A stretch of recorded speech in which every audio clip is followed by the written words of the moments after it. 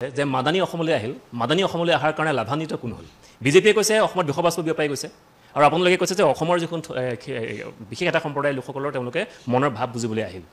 মোৰ প্ৰশ্নৰ উত্তৰ পোৱা নাই যে কাৰ লাভ হ'ল কাৰ লোকচান হ'ল মোৰ প্ৰশ্নটো আছিল সেইটোৱে আমি ওচৰৰ প্ৰসংগলৈ পাছলৈ যাম ইয়াতে লাভ লছৰ কথাটো মই ক'ব নোৱাৰোঁ বিজেপি হয়তো আশা কৰিছিলে যে মাদানী কিবা এটা ক'ব তাৰ প্ৰকৃত মানে প্ৰতিক্ৰিয়া দি অসমত এটা পৰিৱেশ সৃষ্টি কৰিব যে নামনি অসমৰ মানুহখিনিক মানে কিবা এটা কৈ উজনি অসমৰ মানুহখিনি ভোটৰ স্বাৰ্থত কিবা এটা কৰিবলৈ চেষ্টা কৰিছিলে কিন্তু দেখিলে যে মাদানীয়েতো একো বেয়া কথা কোৱা নাই আমি ইউডিএফে যেনেকুৱা কথা কৈ আছোঁ বা অসমৰ বৌদ্ধিক মহলে যি কথা কৈ আছে মাদানী চাহেবে তেনেকুৱা কথাই কৈছে মাদানী চাহেবে এই উচ্ছেদটো অমানিব উচ্ছেদ বুলি কৈছে মাদানী চাহেবে মুখ্যমন্ত্ৰীৰ পদত্যাগ দাবী কৰিছে আমি ইউডিএফে মুখ্যমন্ত্ৰীৰ পদত্যাগ দাবী কৰিছোঁ গতিকে ইয়াত কোনো ধৰণৰ বিজেপিয়ে ইছ্যু বিচাৰি পোৱা নাই গতিকে ইয়াত মই ভাবোঁ প্ৰতিক্ৰিয়া দিব লগা একো নাছিলে কিন্তু তেওঁলোকে চেষ্টা কৰিছিলে যে কিবা এটা প্ৰতিক্ৰিয়া দি যে অসমৰ পৰিৱেশ পৰিস্থিতি অলপ মানে কিবা এটা কৰি যাতে উজনিৰ মানে ভোটৰ স্বাৰ্থত কিবা এটা কৰিব পৰা যায় প্ৰাঞ্জল কলিতা মই আপোনাৰ ওচৰলৈ আহিছোঁ কি ক'ব গোটেই যিটো অভিযোগ উত্থাপন হৈ আহিছে মাদানী অহাৰ পাছতে আৰু মুখ্যমন্ত্ৰীগৰাকীয়ে যি প্ৰতিক্ৰিয়া ব্যক্ত কৰিলে সকলোৱে কৈছে বিশেষকৈ AIUDF শিবিৰে কৈ আছে যে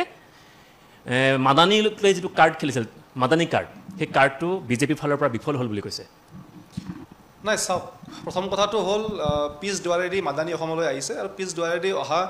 সমগ্ৰ কাৰ্যটো আচলতে বৰ্ণনা কৰে মাদানী কাৰ বাবে আহিছে আৰু কি কৰিবলৈ আহিছে মাদানী বাগডোগৰা এয়াৰপৰ্টত নামি পোনে পোনে তেওঁ গোৱালপাৰালৈ গৈছে আৰু গোৱালপাৰালৈ গৈ উচ্ছেদিত মানুহখিনি কাষত থিয় হৈছে যিখিনি মানুহক উচ্ছেদ কৰা হৈছে মানুহখিনি অবৈধ বিদেশী যিখিনি মানুহক উচ্ছেদ কৰা হৈছে এই মানুহখিনি অচিনাকি ব্যক্তি যিখিনি মানুহক উচ্ছেদ কৰা হৈছে তেওঁলোকে বছৰ বছৰ ধৰি অসমৰ বনাঞ্চল অসমৰ সত্ৰৰ ভূমি অসমৰ জনজাতীয় অঞ্চলৰ ভূমি তেওঁলোকে বেদখল কৰি আছে গতিকে সেইসকল ব্যক্তিক উচ্ছেদ কৰি অসমখন খিলঞ্জীয়াৰ হাতত গতাবলৈ বিজেপি চৰকাৰ বা বিহিত বিশ্ব সমাজ চৰকাৰে যি ধৰণৰ অপৰিভাৰ্ত কৰিছে তাক অসমৰ খিলঞ্জীয়া ৰাইজে একেমুখে সেই যি বিষয় সেই বিষয়ে আচলতে সমৰ্থন জনাইছে কিন্তু তাৰ পিছত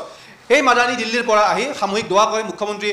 তেওঁলোকে পদত্যাগ বিচাৰি দোৱা কৰে গতিকে তেওঁলোকে মুখ্যমন্ত্ৰীৰ পদত্যাগ বিচাৰি নহয় আচলতে তেওঁলোকে অসমীয়া জাতিৰ পতন বিচাৰি তেওঁলোকে দোৱা কৰিছে গতিকে আমি স্পষ্টভাৱে সকীয়াই দিব বিচাৰিছোঁ এয়া মাদানী ফাদানী আমি একো বুজি নাপাওঁ এই মাদানীক কোনো পদ্ধতি অসমত স্থান দিয়া নহ'ব মাদানী আজি আহিছে আহি ক'লৈ গৈছে মাদানী আহি পোনে পোনে সেইসকল ব্যক্তিৰ ওচৰলৈ গৈছে যিসকল ব্যক্তিয়ে অসমখনত নিত্য অসমীয়া খিলঞ্জীয়া ৰাইজৰ ওপৰত তেওঁলোকে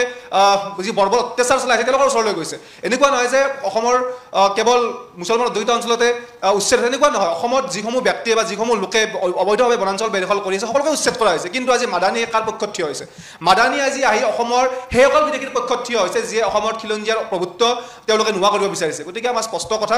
যিগৰাকী মাদানীয়ে আহি অসমখন জ্বলাবলৈ চেষ্টা কৰিছে অসমৰ সংখ্যালঘু ব্যক্তিসকলক একত্ৰিত কৰি ধৰ্মীয় মেৰুকৰণৰ ৰাজনীতি কৰিব বিচাৰিছে সেই মেৰুকৰণৰ ৰাজনীতি সেই ধৰ্মীয় উন্মাদনাৰ ৰাজনীতি অসমত কৰিবলৈ দিয়া নহ'ব আৰু ভৱিষ্যতেও তেওঁ আহি অসমত যদি কেনেকুৱা ধৰণৰ কিবা যদি ঘটনা ঘটাব বিচাৰে তাৰ সঠিক প্ৰত্যুত্তৰ ভাৰতীয় জনতা পাৰ্টীৰ চৰকাৰে দিব নিশ্চিতভাৱে সূৰ্য কুমাৰ দাস মই আপোনাৰ ওচৰলৈ আহিছোঁ প্ৰসংগটো প্ৰথমে গম পাইছে যিহেতু মাদানী অসমলৈ আহিল পুনৰবাৰ কৈছোঁ যে সকলোৱে আশা কৰিছিল যে বৰ্জা বিমান বন্দৰ নহয় পশ্চিমবংগ সীমান্তৰহে মাদানী আহিল ধুবুৰী গোৱালপাৰা হৈ উচ্ছেদিতসকলৰ প্ৰাঞ্জল কলিতাই যি মন্তব্য কৰিলে শুনিলে আপোনাৰ প্ৰতিক্ৰিয়া কি হ'ব নমস্কাৰ চাওক কংগ্ৰেছ দল আৰু বাকী যি দুটা দল আছে ইয়াত বহি এই দুইটা দলৰ লগত আৰু কংগ্ৰেছ দলৰ লগত এটাই পাৰ্থক্য যে দুইটা দল হৈছে AIUDF কওক বা ভাৰতীয় জনতা পাৰ্টি কওক তেওঁলোকে ধৰ্মকেন্দ্ৰিক দল তেওঁলোকে নিৰ্দিষ্ট এটা ধৰ্মৰ কাৰণে দল কৰে বা তাৰ কাৰণে এটা আগ্ৰাসীভাৱে তেওঁলোকে দল কৰে আৰু কংগ্ৰেছ দল হৈছে জাতি ধৰ্ম বৰ্ণৰ নিৰ্বিশেষে সকলো ভাৰতীয় খিলঞ্জীয়া ৰাইজৰ কাৰণে কংগ্ৰেছ দলে ৰাজনীতি কৰিছে আৰু এই যিটো আদানী প্ৰসংগটোৰ কথা কৰিছে এইবিলাক আদানী আজমল আৰু কোনোবা বেলেগ ধৰ্মীয় নেতা এইবিলাকৰ ওপৰত ইণ্টাৰেষ্টেড কংগ্ৰেছ দল নহয় এইবিলাক অহাৰ কাৰণে ইমান দিন আজমল আজি চাওক তেওঁ আজি ক'ত গ'ল শ্ৰীৰামপুৰৰ পৰা তেওঁ কোনে ছিকিউৰিটি দিছিলে অসম পুলিচে দিছে নিশ্চয় নিৰ্দিষ্ট তেওঁলোকে গাড়ীত এস্কৰ্ট দি লৈ আনিছে আহি তেওঁ ক'ত গৈছে বৰজাৰ বিমান বন্দৰেদি নগ'লে পশ্চিমবংগেদি গৈছে আৰু গৈ কিনে তেওঁলোকে কোনফালে গৈছে আপোনাৰ আজমল চাহাবৰ ঘৰত গৈছে আজমল চাহাবৰ ঘৰত ক'ত গৈছে আপোনাৰ হস্পিটেল এই কি কাৰবালাস্থিত আল ছালাম হস্পিটেলৰ পিছফালে থকা বদৰুদ্দিন আজমল চাহাবৰ ঘৰত গৈছে আৰু মই ধন্যবাদ দিব লাগিব যে আমাৰ কংগ্ৰেছ দলৰ যি আমাৰ এলায়েন্সত আমি আছোঁ আমাৰ জাতীয় পৰিষদৰ আমাৰ সভাপতি ডাঙৰীয়াক তেওঁৱে প্ৰথম অসমৰ মানুহক জনাইছে এই কথাটো তেওঁলোকে ফটো দি নিউজত পঠাইছে বিবৃতি দিছে তাৰপিছতহে এই কথাটো কিন্তু গম পাইছে আমাৰ অসমৰ ৰাইজে যিটো আমি গম পাইছোঁ গতিকে এই বিষয়টোক লৈ AIUDF আৰু বিজেপিয়ে জানিব কাৰণ আদানী আহি ক্ষমা কৰিব এই মাদানী মাদানী এই মাদানী বোলাজন আহিলে মানে হিমন্ত বিশ্ব শৰ্মাৰ ৰাজনীতি কৰিবলৈ এটা সুবিধা পায় আৰু AIDFও এটা সুবিধা পায় গতিকে এই কাৰবাৰটো তেওঁলোকে কৰিব কিন্তু ইতিমধ্যে যিহেতু এটা কথা এটা আহিছে আপুনি ক'লে যে উচ্ছেদৰ কথাটো আহিছে উচ্ছেদ কিন্তু যদি বাংলাদেশীক উচ্ছেদ কৰিছে আমি বিচাৰোঁ যে বাংলাদেশীক অসমৰ ভিতৰত নাৰাখি শিকলি লগাই যেনেকৈ আমাৰ আমেৰিকাৰ ৰাষ্ট্ৰপতি ট্ৰাম্পে ভাৰতীয় মানুহক কেতিয়াও নোহোৱা নোপোজা ঘটনা এই নৰেন্দ্ৰ মোদী ডাঙৰীয়াৰে বন্ধু ট্ৰাম্পৰ একালৰ বন্ধু বোলে গতিকে তেখেতে যেনেকৈ আমাৰ ভাৰতীয় মানুহক শিকলি লগাই ইয়াৰ প্লেনেৰে একেবাৰে আমাৰ ভাৰতীয় মানুহক যেনেকৈ আমেৰিকাৰ পৰা পঠিয়াই দিলে ময়ো অনুৰোধ জনাইছোঁ যে এই আজি নগাঁও মানুহৰ পৰাখিনি আকৌ বেলেগ এটা জিলালৈ বা কোনোবা এটা জিলাৰ পৰা কোনোবা জিলালৈ পঠিয়াই নহয় বা কেমেৰাৰ আগত উচ্ছেদ কৰি নহয় যদি কোনোবা বাংলাদেশী উচ্ছেদ কৰিছে তেওঁলোকক কমপ্লিটলি এই ট্ৰিপুল ইঞ্জিন চতুৰ্থ ইঞ্জিন পঞ্চম ইঞ্জিন বিজেপি চৰকাৰখনক মই কৈছোঁ ইমান ক্ষমতাশালী চৰকাৰ তোমালোকে বাংলাদেশী বৰ্ডাৰ পাৰ কৰাই দিয়া ভাই আৰু যিখিনি মানুহ আমাৰ খিলঞ্জীয়া মানুহ আছে তেওঁলোকক যদি উচ্ছেদ কৰিছা তেওঁলোকক মানৱীয়তাৰ দৃষ্টিৰে উচ্ছেদ কৰিব লাগিব আৰু যিটো নিয়ম আছে আজি ধেমাজিৰ পৰা আদি কৰি আমাৰ অসম প্ৰদেশ কংগ্ৰেছৰ নেতা বা সৰ্বভাৰতীয় নেতা ৰিপুণ বৰা ডাঙৰীয়াই শেহতীয়াভাৱে প্ৰেছ মিটত তেওঁ হিচাপ দিছে যে কিমান খিলঞ্জীয়া মানুহক ক'ত ক'ত কৰিছে গতিকে এইখিনি কথা আমি কিন্তু ইতিমধ্যে কৈছোঁ কংগ্ৰেছে সমৰ্থন কৰে নে নকৰে মাদানীয়ে যিসমূহ বক্তব্য কালি দি থৈ গ'ল উচ্ছেদ সন্দৰ্ভত সেই বক্তব্যখিনি কংগ্ৰেছে সমৰ্থন কৰে নে নকৰে আপোনাক আগতেই কৈছোঁ যে কংগ্ৰেছ দল সাম্প্ৰদায়িক দল নহয় আৰু কোনোবাই আহি ইয়াত কংগ্ৰেছক ইয়াত আহি কিনে কি কয় এইটো তেওঁলোকে আপোনাৰ ডিক্টেশ্যন দিব নোৱাৰে কংগ্ৰেছ দলৰ নিজৰ পলিচি আছে কংগ্ৰেছ দলে নিজৰ পলিচি মতে কাম কৰিব আৰু সকলোৰে বাবে কাম কৰিব কালিচোন দেৱব্ৰত শইকীয়া ডাঙৰীয়া আপোনালোকৰ দলৰ দলপতি সমৰ্থন কৰিলে মই তাকে আপুনি স্পষ্ট কৰি দিয়ক যে আমি মাদানীক সমৰ্থন যদি অসম ভ্ৰমণটো সমৰ্থন নকৰোঁ এই কথাটো আপুনি স্পষ্ট কৰি দিয়ক হু ইজ মাদানী আপুনি কৈ আছে হু ইজ মাদানী কিন্তু আপোনালোকৰ দলৰেই সমৰ্থন কৰি আছে তেওঁ যদি শুদ্ধ কথা কয় আমি তেওঁক সমৰ্থন কৰিম তেওঁ যদি অশুদ্ধ কথা কয় আমি বিৰোধ কৰিম চিধা কথা ইয়াত আপোনাৰ দলৰ স্পষ্ট আপোনাৰ দলৰ পৰা স্পষ্ট কৰি দিয়ক আপোনালোকৰ দলৰ উপদলপতি দেৱব্ৰত শইকীয়াই কিন্তু সমৰ্থন কৰিছে সেইটো আপুনি যদি তেওঁ যিটো যুক্তিত কিবা থাকিলে তেওঁ নিশ্চয় দেৱব্ৰত শইকীয়া ডাঙৰীয়া বিৰোধী দলপতি আজি কিমান বছৰ আছে অসমত তেওঁ নিশ্চিতভাৱে যথেষ্ট তেওঁ অসমৰ ৰাজনীতিৰ দখলত আছে তেওঁ কথাখিনি আপুনি সূক্ষ্মভাৱে বিশ্লেষণ কৰক আপোনালোকৰ দলৰ স্থিতি স্পষ্ট কৰি দিয়ক আপুনি এইটো আপোনাৰ ব্যক্তিগত কথা আপোনাৰ দলৰ কথা আপুনি স্পষ্ট কৰি দিয়ক সাংবিধানিক কথা কয় যোনে নকওক আপুনি ক'লেও সমৰ্থন দিব বা তেখেতে ক'লেও সমৰ্থন দিব গতিকে তেতিয়াহ'লে দেৱব্ৰত শইকীয়া ডাঙৰীয়াই যিহেতু সমৰ্থন কৰিছে কালি তিনিটা কথা কোৱা বুলি কৈছে দেৱব্ৰত শইকীয়াই সমৰ্থন জনাইছে আপুনি সমৰ্থন কৰে নেকি বা আপোনালোকৰ দলে সমৰ্থন কৰে নেকি আপুনি স্পষ্ট কৰি আজি কৈ দিয়ক ৰাইজৰ আগত কথাখিনি স্পষ্ট হৈ যাওক মই এইখিনি আপোনাৰ প্ৰসংগলৈ আহিছোঁ যিহেতু কৈছিলে প্ৰাঞ্জল কলিতাই এটা অভিযোগ উত্থাপন কৰিছিলে যিটো মাদানীক লৈ পেলাই আৰু মাদানী বাৰে বাৰে কৈ আছিল যে বিশেষ সম্প্ৰদায় আৰু মুখ্যমন্ত্ৰীৰ মুখতো বাৰে বাৰে শেহতীয়াকৈ উচ্চাৰণ হৈছে যে অচিনাকি এই অচিনাকিটো আপোনালোকে কি বুলি ভাবে চাওক আজি আমাৰ বিজেপিৰ পেনেলিষ্টে যিখিনি কথা কৈছে আমি এইখিনি কথা নস্যাৎ কৰিছোঁ যে অচিনাকি বাংলাদেশী অসমৰ মানুহখিনিয়ে এই উচ্ছেদ সমৰ্থন কৰিছে ইয়াক কেতিয়াও সম্ভৱ নহয় অসমৰ মানুহখিনিয়ে সমৰ্থন কৰা নাই এই উচ্ছেদটো বিজেপিৰ একাংশ মানুহে সমৰ্থন কৰিছে অসমৰ মানুহে কেনেকৈ সমৰ্থন কৰিব সুপ্ৰিম কোৰ্টৰ নিৰ্দেশনা অনুযায়ী উচ্ছেদ কৰিলে অসমৰ মানুহখিনি সমৰ্থন মানে যদি আপোনালোকে সমৰ্থন কৰা নাই উচ্ছেদিতসকলৰ ওচৰত আপোনালোকে বাৰে বাৰে কিয় গৈ আছে নাই এই আমাৰ বিজেপিৰ পেনেলিষ্টে যে ক'লে যে অসমৰ মানুহখিনিয়ে সমৰ্থন জনাইছে অসমৰ মানুহে কেনেকৈ সমৰ্থন জনাইছে কোনটো উচ্ছেদক সমৰ্থন জনাইছে নীতি নিয়মৰ ভিতৰত থাকি উচ্ছেদ কৰিলে সেই উচ্ছেদক আমিও সমৰ্থন জনাম ভাৰতবৰ্ষৰ বিভিন্ন ৰাজ্যত মাজে সময়ে উচ্ছেদ হৈ আছে সেই উচ্ছেদটো যদি আপোনাৰ সুপ্ৰিম কোৰ্টৰ নিৰ্দেশনা মতে হয় আমিও সমৰ্থন জনাম তেওঁলোকক পুনৰ সংস্থাপন দি তেওঁলোকক উচ্ছেদ কৰক আমি সমৰ্থন জনাম পুনৰ সংস্থাপন নিদিয়াকৈ মানুহখিনিক জীৱ জন্তুৰ দৰে যে ব্যৱহাৰ কৰি আছে আৰু কৈ আছে যে বাংলাদেশীক উচ্ছেদ কৰিছোঁ বিদেশীক উচ্ছেদ কৰিছোঁ মানুহখিনি অচিনাকি এই যে এটা ৰাজনৈতিক বাক্য এটা ৰাজনৈতিক কথা বতৰা এই আচলতে তেনেকুৱা নহয় আজি অসমৰ মিচিনাৰী কাৰ হাতত অসমৰ মুখ্যমন্ত্ৰী কোন গৃহমন্ত্ৰী কোন যদি বাংলাদেশী উচ্ছেদ কৰিছে বাংলাদেশী বৰ্ডাৰ পাৰ কৰাই দিয়ক আমি সমৰ্থন জনাম আৰু যদি মানুহখিনি প্ৰকৃতিও ভাৰতীয় হয় মানুহখিনিক তেওঁলোকে থকাৰ কাৰণে ব্যৱস্থা কৰি দিয়ক এখন কল্যাণকামী ৰাষ্ট্ৰৰ মূল মন্ত্ৰ হৈছে স্বাস্থ্য শিক্ষা মানে বাসস্থান গতিকে মানুহখিনি বাসস্থানৰ ব্যৱস্থা কৰক এই যে হাৱাত কথাখিনি কৈ মানে এটা পৰিৱেশ সৃষ্টি কৰি ভোটৰ ৰাজনীতি কৰা এয়া বিজেপিৰ আগৰ পৰা আপোনালোকে দেখি আছে এয়া বিজেপিৰ আগৰ পৰা এটা স্বভাৱ কিন্তু মাদানী অসমলৈ অহাৰ পাছত AIDF শিবিৰ উৎসাহিত হৈছে নেকি এয়া উৎসাহিত হোৱাৰ কোনো কথা নাই কিন্তু আপোনালোকে জানে যে মাদানী চাহাব অল ইণ্ডিয়া জমিয়তৰ সভাপতি আৰু অসমত মানে ৰাজ্যিক জমিয়তৰ সভাপতি বদৰুদ্দিন আজমল চাহাব গতিকে যেতিয়া অল ইণ্ডিয়া লেভেলৰ কোনো এজন নেতৃত্ব আমাৰ মাজত আহিব নিশ্চয় তাৰ লগত আমি সহযোগ কৰিব লাগিব আমাৰ ইয়াত উৎসাহিতৰ কোনো কথা নাই কিন্তু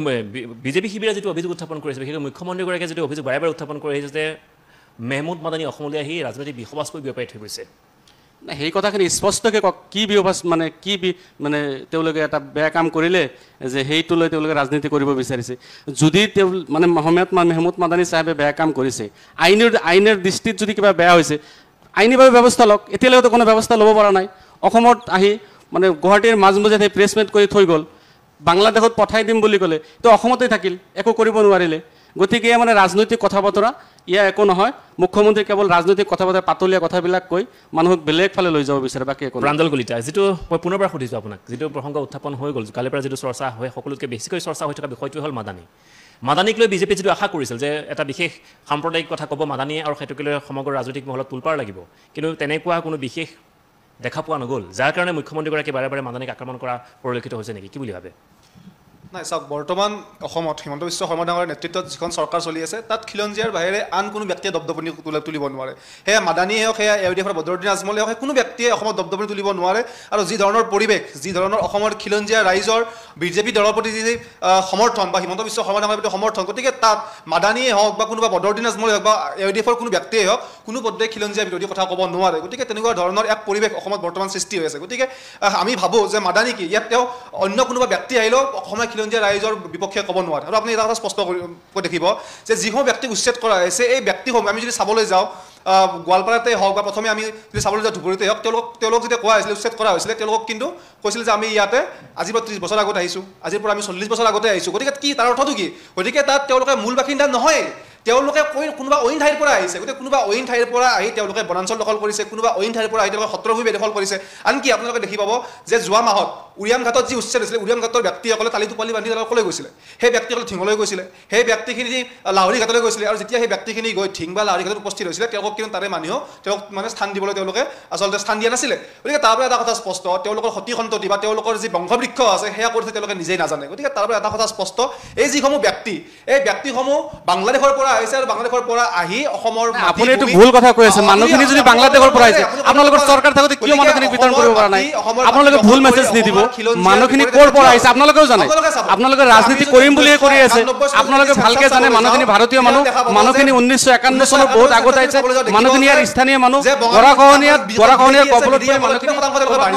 আমি যদি আমি এই কথাখিনি চালে ক'বাই মানুহখিনি এটা ভুল মেছেজ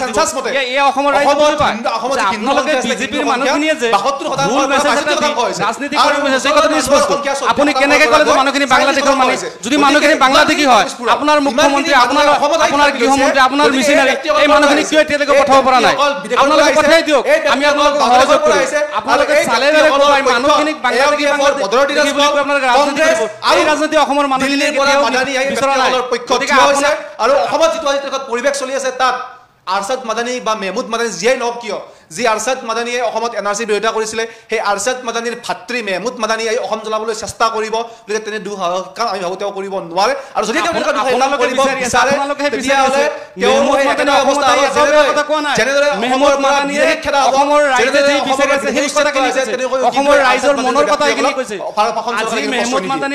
মুখ্যমন্ত্ৰী ডাঙৰীয়াৰ পদত্যাগ বিচাৰিছে অসমৰ সৰ্বসাধাৰণ উচ্ছেদ কৰিছে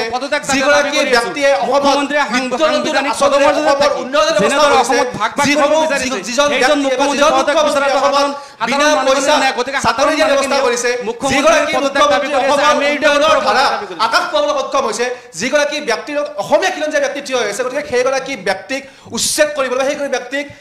আজি মুখ্যমন্ত্ৰীয়ে প্ৰস্তুত কৰিব যে সামূহিক দোৱা কৰে গতিকে সেই সামূহিক দোৱা অসমীয়া খিলঞ্জীয়া ব্যক্তিৰ বিৰুদ্ধে কৰা দোৱা গতিকে অসমীয়া খিলঞ্জীয়া ব্যক্তিৰ বিৰুদ্ধে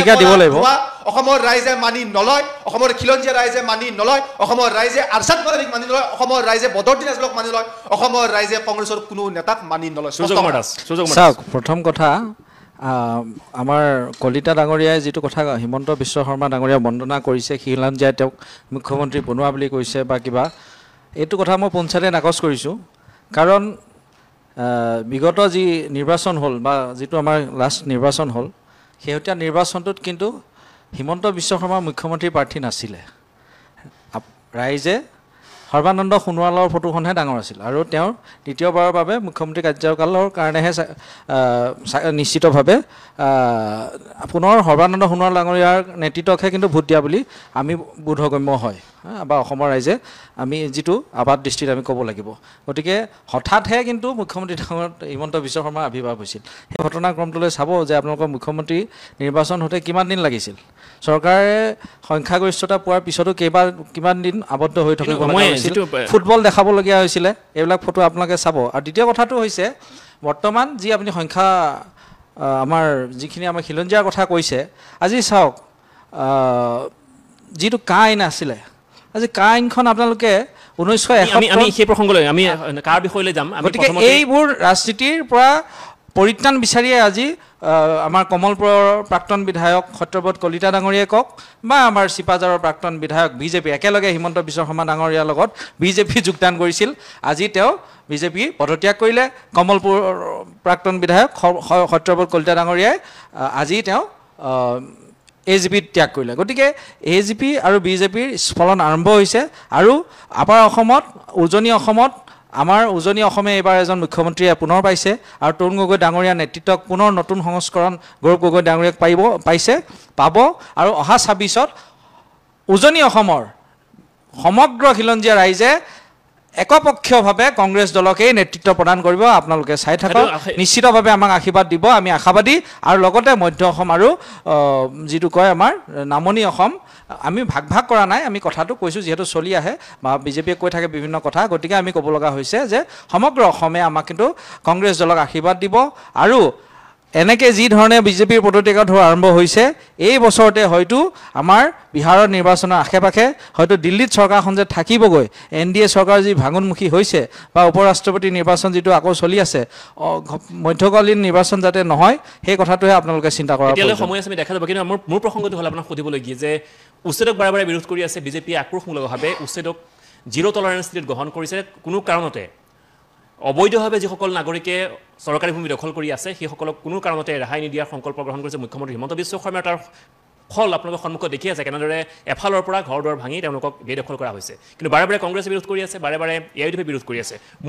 আপোনাক মই সুধিবলগীয়া প্ৰসংগটো হ'ল যিটো উচ্ছেদ চলি আছে বিজেপিয়ে কৈ আছে উচ্ছেদৰ কোনো সহ্য কৰা নহ'ব যিসকলে বেদখল কৰি আছে বেদখল মুক্ত কৰা হ'বই আৰু আপোনালোকে কৈ আছে নীতি নিয়ম অৱমাননা কৰি উচ্ছেদ চলাই আছে এই উচ্ছেদৰ যিটো ৰাজনীতি চলিছে তাত বিজেপিৰ ক্ষতি হৈছে নে কংগ্ৰেছৰ লাভ হৈছে নে AIUDFৰ লাভ হৈছে কাৰ লাভ লোকচান ক'ত হৈছে ইয়াত প্ৰথম কথা হৈছে যিখিনি ভাৰতীয় মানুহ বা আমাৰ খিলঞ্জীয়া ৰাইজ তেওঁলোকৰ প্ৰথম লোকচান হৈছে তেওঁলোকৰ পৰা ৰাজনীতি হৈছে কেমেৰাৰ আগত আজি উচ্ছেদ কৰিব মেডিকেলত থকা বাচ্চা শিশু মানে কিমান ধৰণৰ পৰিস্থিতিত মানুহ থাকে বোকাই পানীয়ে বৰষুণে প্ৰতিকূল বতৰ সকলো খাদ্য নাই পানী নাই তেনেকুৱা অৱস্থাত হঠাৎ আহি তেওঁলোকে যি অমানৱীয়ভাৱে কৰে অকল মুছলমানে কৰিছে নেকি আজি আমাৰ খিলঞ্জীয়া মিচিং হওক বড়ো হওক কিমান মানুহৰ কৰিছে এইটোতো হিচাপ দিছে কিন্তু আমিতো চাওক আমি পোনছাতে আমি কিন্তু কেতিয়াও উচ্ছেদৰ বিৰোধিতা কৰা নাই আমি কৈছোঁ যে উচ্ছেদ কৰক আমাৰ দেশত আইন কানুন আছে উচ্ছেদ কৰিব লাগিবই যদি বেদখল কৰিছে কিন্তু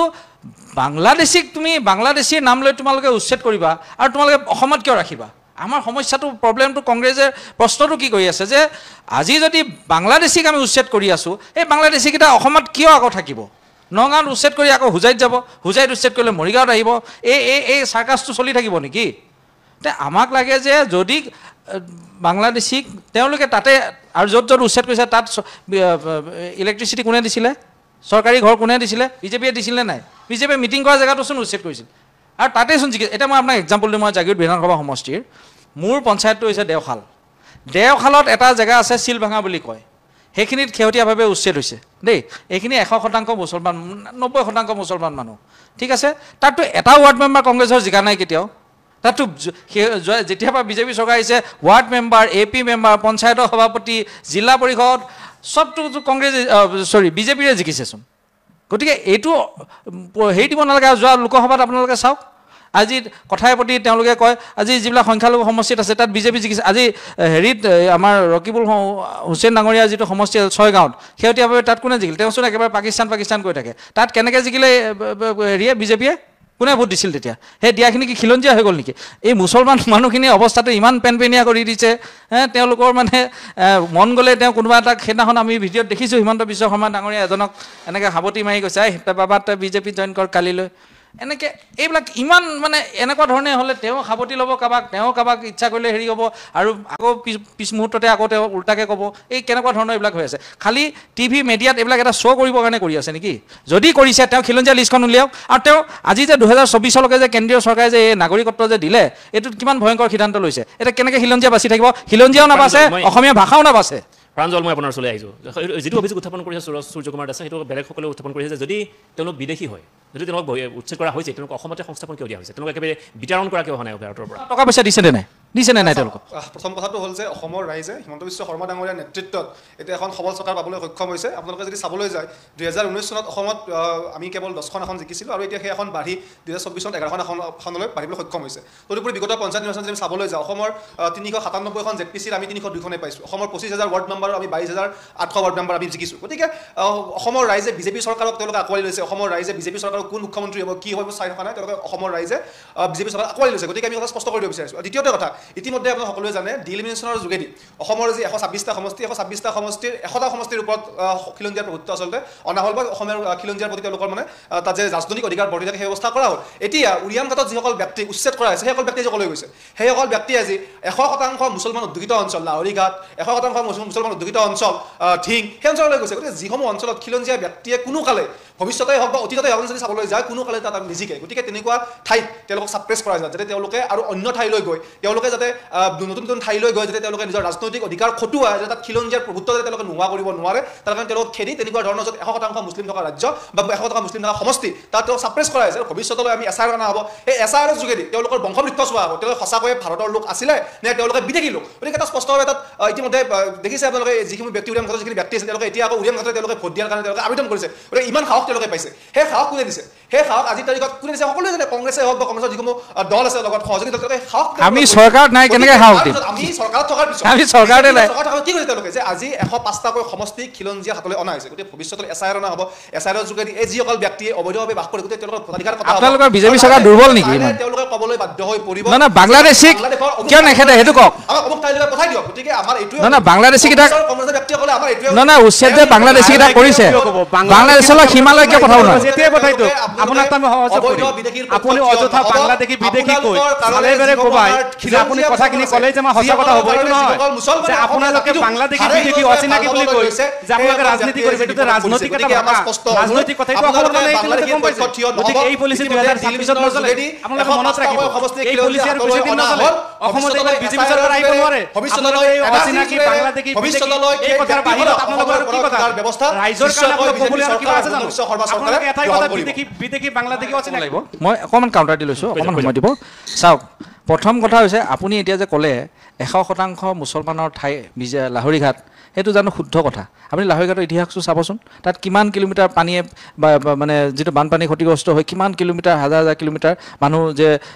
মানে ঘৰ বাৰী এৰি বেলেগ বেলেগ জেগাত আছেহি এক দ্বিতীয় কথাটো হৈছে লাহৰী ঘাট 100% মুছলমান অঞ্চল নহয় যদি হয়ো তেতিয়াহ'লে কেনেকৈ তেওঁলোকে যোৱাবাৰ দ্বিতীয় স্থানত AUDF তৃতীয় স্থানত আছে এই বিজেপি ছেকেণ্ড স্থানত আছে আপুনি এইটো কথা অকণমান চিন্তা কৰিব দ্বিতীয় কথাটো হৈছে অসমত বৰ্তমান কোনো বিজেপি চৰকাৰ চলি থকা নাই আপুনি যিটো ক'লে 11খন আসন 12খন আসন অসমত বৰ্তমান প্ৰাক্তন কংগ্ৰেছীৰ চৰকাৰ চলি আছে তেওঁলোকে কংগ্ৰেছ ভাল বুলি 15 বছৰ খালে আৰু তেওঁলোকে শাসন কৰিলে এতিয়া হিমন্ত বিশ্ব শৰ্মা ডাঙৰীয়া যদি এটা আঙুলি কংগ্ৰেছৰ ফালে দিয়ে 4টা আঙুলি নিজৰ ফালে আহিব কাৰণ কিয় তেওঁৱে মন্ত্ৰী আছিলে তেওঁৱে অল ইন অল তেওঁৱে ছুপাৰ CM আছিলে তেওঁৰ সাংগু পাংগু যিখিনি আছিলে তেওঁলোকেচোন গোটেইখিনিয়েচোন অসমৰ চৰকাৰখন চলাই আছিলে মুখ্যমন্ত্ৰী হিমন্ত বিশ্ব শৰ্মা ডাঙৰীয়া নিজে অসম চুক্তি ৰূপায়ণ মন্ত্ৰী আছিলে অসম চুক্তি ৰূপায়ণ কোনে কৰিছিলে কংগ্ৰেছ চৰকাৰে কৰিছিলে চুক্তি ৰূপায়ণ কৰিয়ে তেওঁলোকে ৰাজীৱ গান্ধী ডাঙৰীয়া নিজৰ চৰকাৰ ভাঙি নিৰ্বাচন কৰিছিলে আজি হিমন্ত বিশ্ব শৰ্মা ডাঙৰীয়াৰ মানে পাৰিব নেকি যে তেওঁ অসম চৰকাৰখন তেওঁ ভাঙি কিনে তেওঁ আজি কৰকচোন তেওঁ যে 2024 যে নাগৰিক অসমত সোমাব এতিয়া তেওঁ ইয়াৰ বিৰোধিতা কৰি আজিয়ে পদত্যাগ কৰি চৰকাৰখন ভাঙি নতুন নিৰ্বাচন তেওঁ কৰকচোন খিলঞ্জীয়াৰ কথা কৈছে আপুনি যোৰহাটত গৌৰৱ গগৈ ডাঙৰীয়া যে জিকিলে সাংসদ তেওঁ কি বিদেশী আহি ভোট দিছিল নেকি এইবাৰ যে আপাৰ অসমত ঠিক আছে আপোনালোকে যে কৈ আছে যে ডিলিমিটেশ্যন কৰিলে ডিলিমিটেশ্যন ডিলিমিটেশ্যন কৰিলে এই ডিলিমিটেশ্যন যে আপোনালোকে যদি ঠিক ভাবিছে যে অসমত 100% যে খিলঞ্জীয়াৰ মানে সুৰক্ষা হৈ গ'ল তেতিয়াহ'লে আপোনালোকে এই যিখিনি মানুহ যে উচ্ছেদ কৰি আছে এই বাংলাদেশীকেইটা ক'ৰ পৰা ওলাই আছে আৰু এই বাংলাদেশীকেইটাক আপোনালোকে কি বস্তুৱে কি এনেকুৱা শক্তি আছে যে আপোনালোকে ভয় খায় যে বাংলাদেশত বাহিৰ কৰি দিব নোৱাৰে অসমৰ ভিতৰতে ৰাখে আপোনালোকে 6 জনগোষ্ঠীকৰণটো কৰি দিয়ক না 6 জনগোষ্ঠীকৰণটো যদি কৰি দিয়ে তেতিয়াহ'লে অসমৰ 51% মানুহ কিন্তু জনজাতি হ'ব মানে শতাংশ জনজাতি মানে মানে জনগঠন হ'ব যিটো কয় ডেমোগ্ৰাফি যিটো কয় আৰু 51% যেতিয়া অসমৰ মানুহ জনজাতি ইয়াত বাস কৰিব তেতিয়াহ'লে মুখ্যমন্ত্ৰীজনো কিন্তু জনজাতি হ'ব লাগিব তেওঁ লগালগ গতিকে এই কথাবোৰ আপোনালোকে প্ৰেক্টিকেল কথাবিলাক কওক এই কামটো কিয় নকৰে আপোনালোকৰ বিজেপি চৰকাৰে 2014 চনত চৰকাৰ অহাৰ আগত কিয় বৰ একেবাৰে মানে উভত মানে একেবাৰে মানে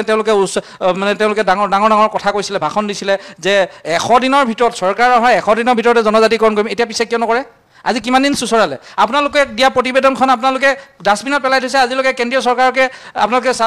হেৰি নকৰিলে গতিকে আপোনালোকে 6 শিডিউলটো আনক 6 শিডিউলটো জনগোষ্ঠীয় যিটো আমাৰ 6 জনগোষ্ঠীটো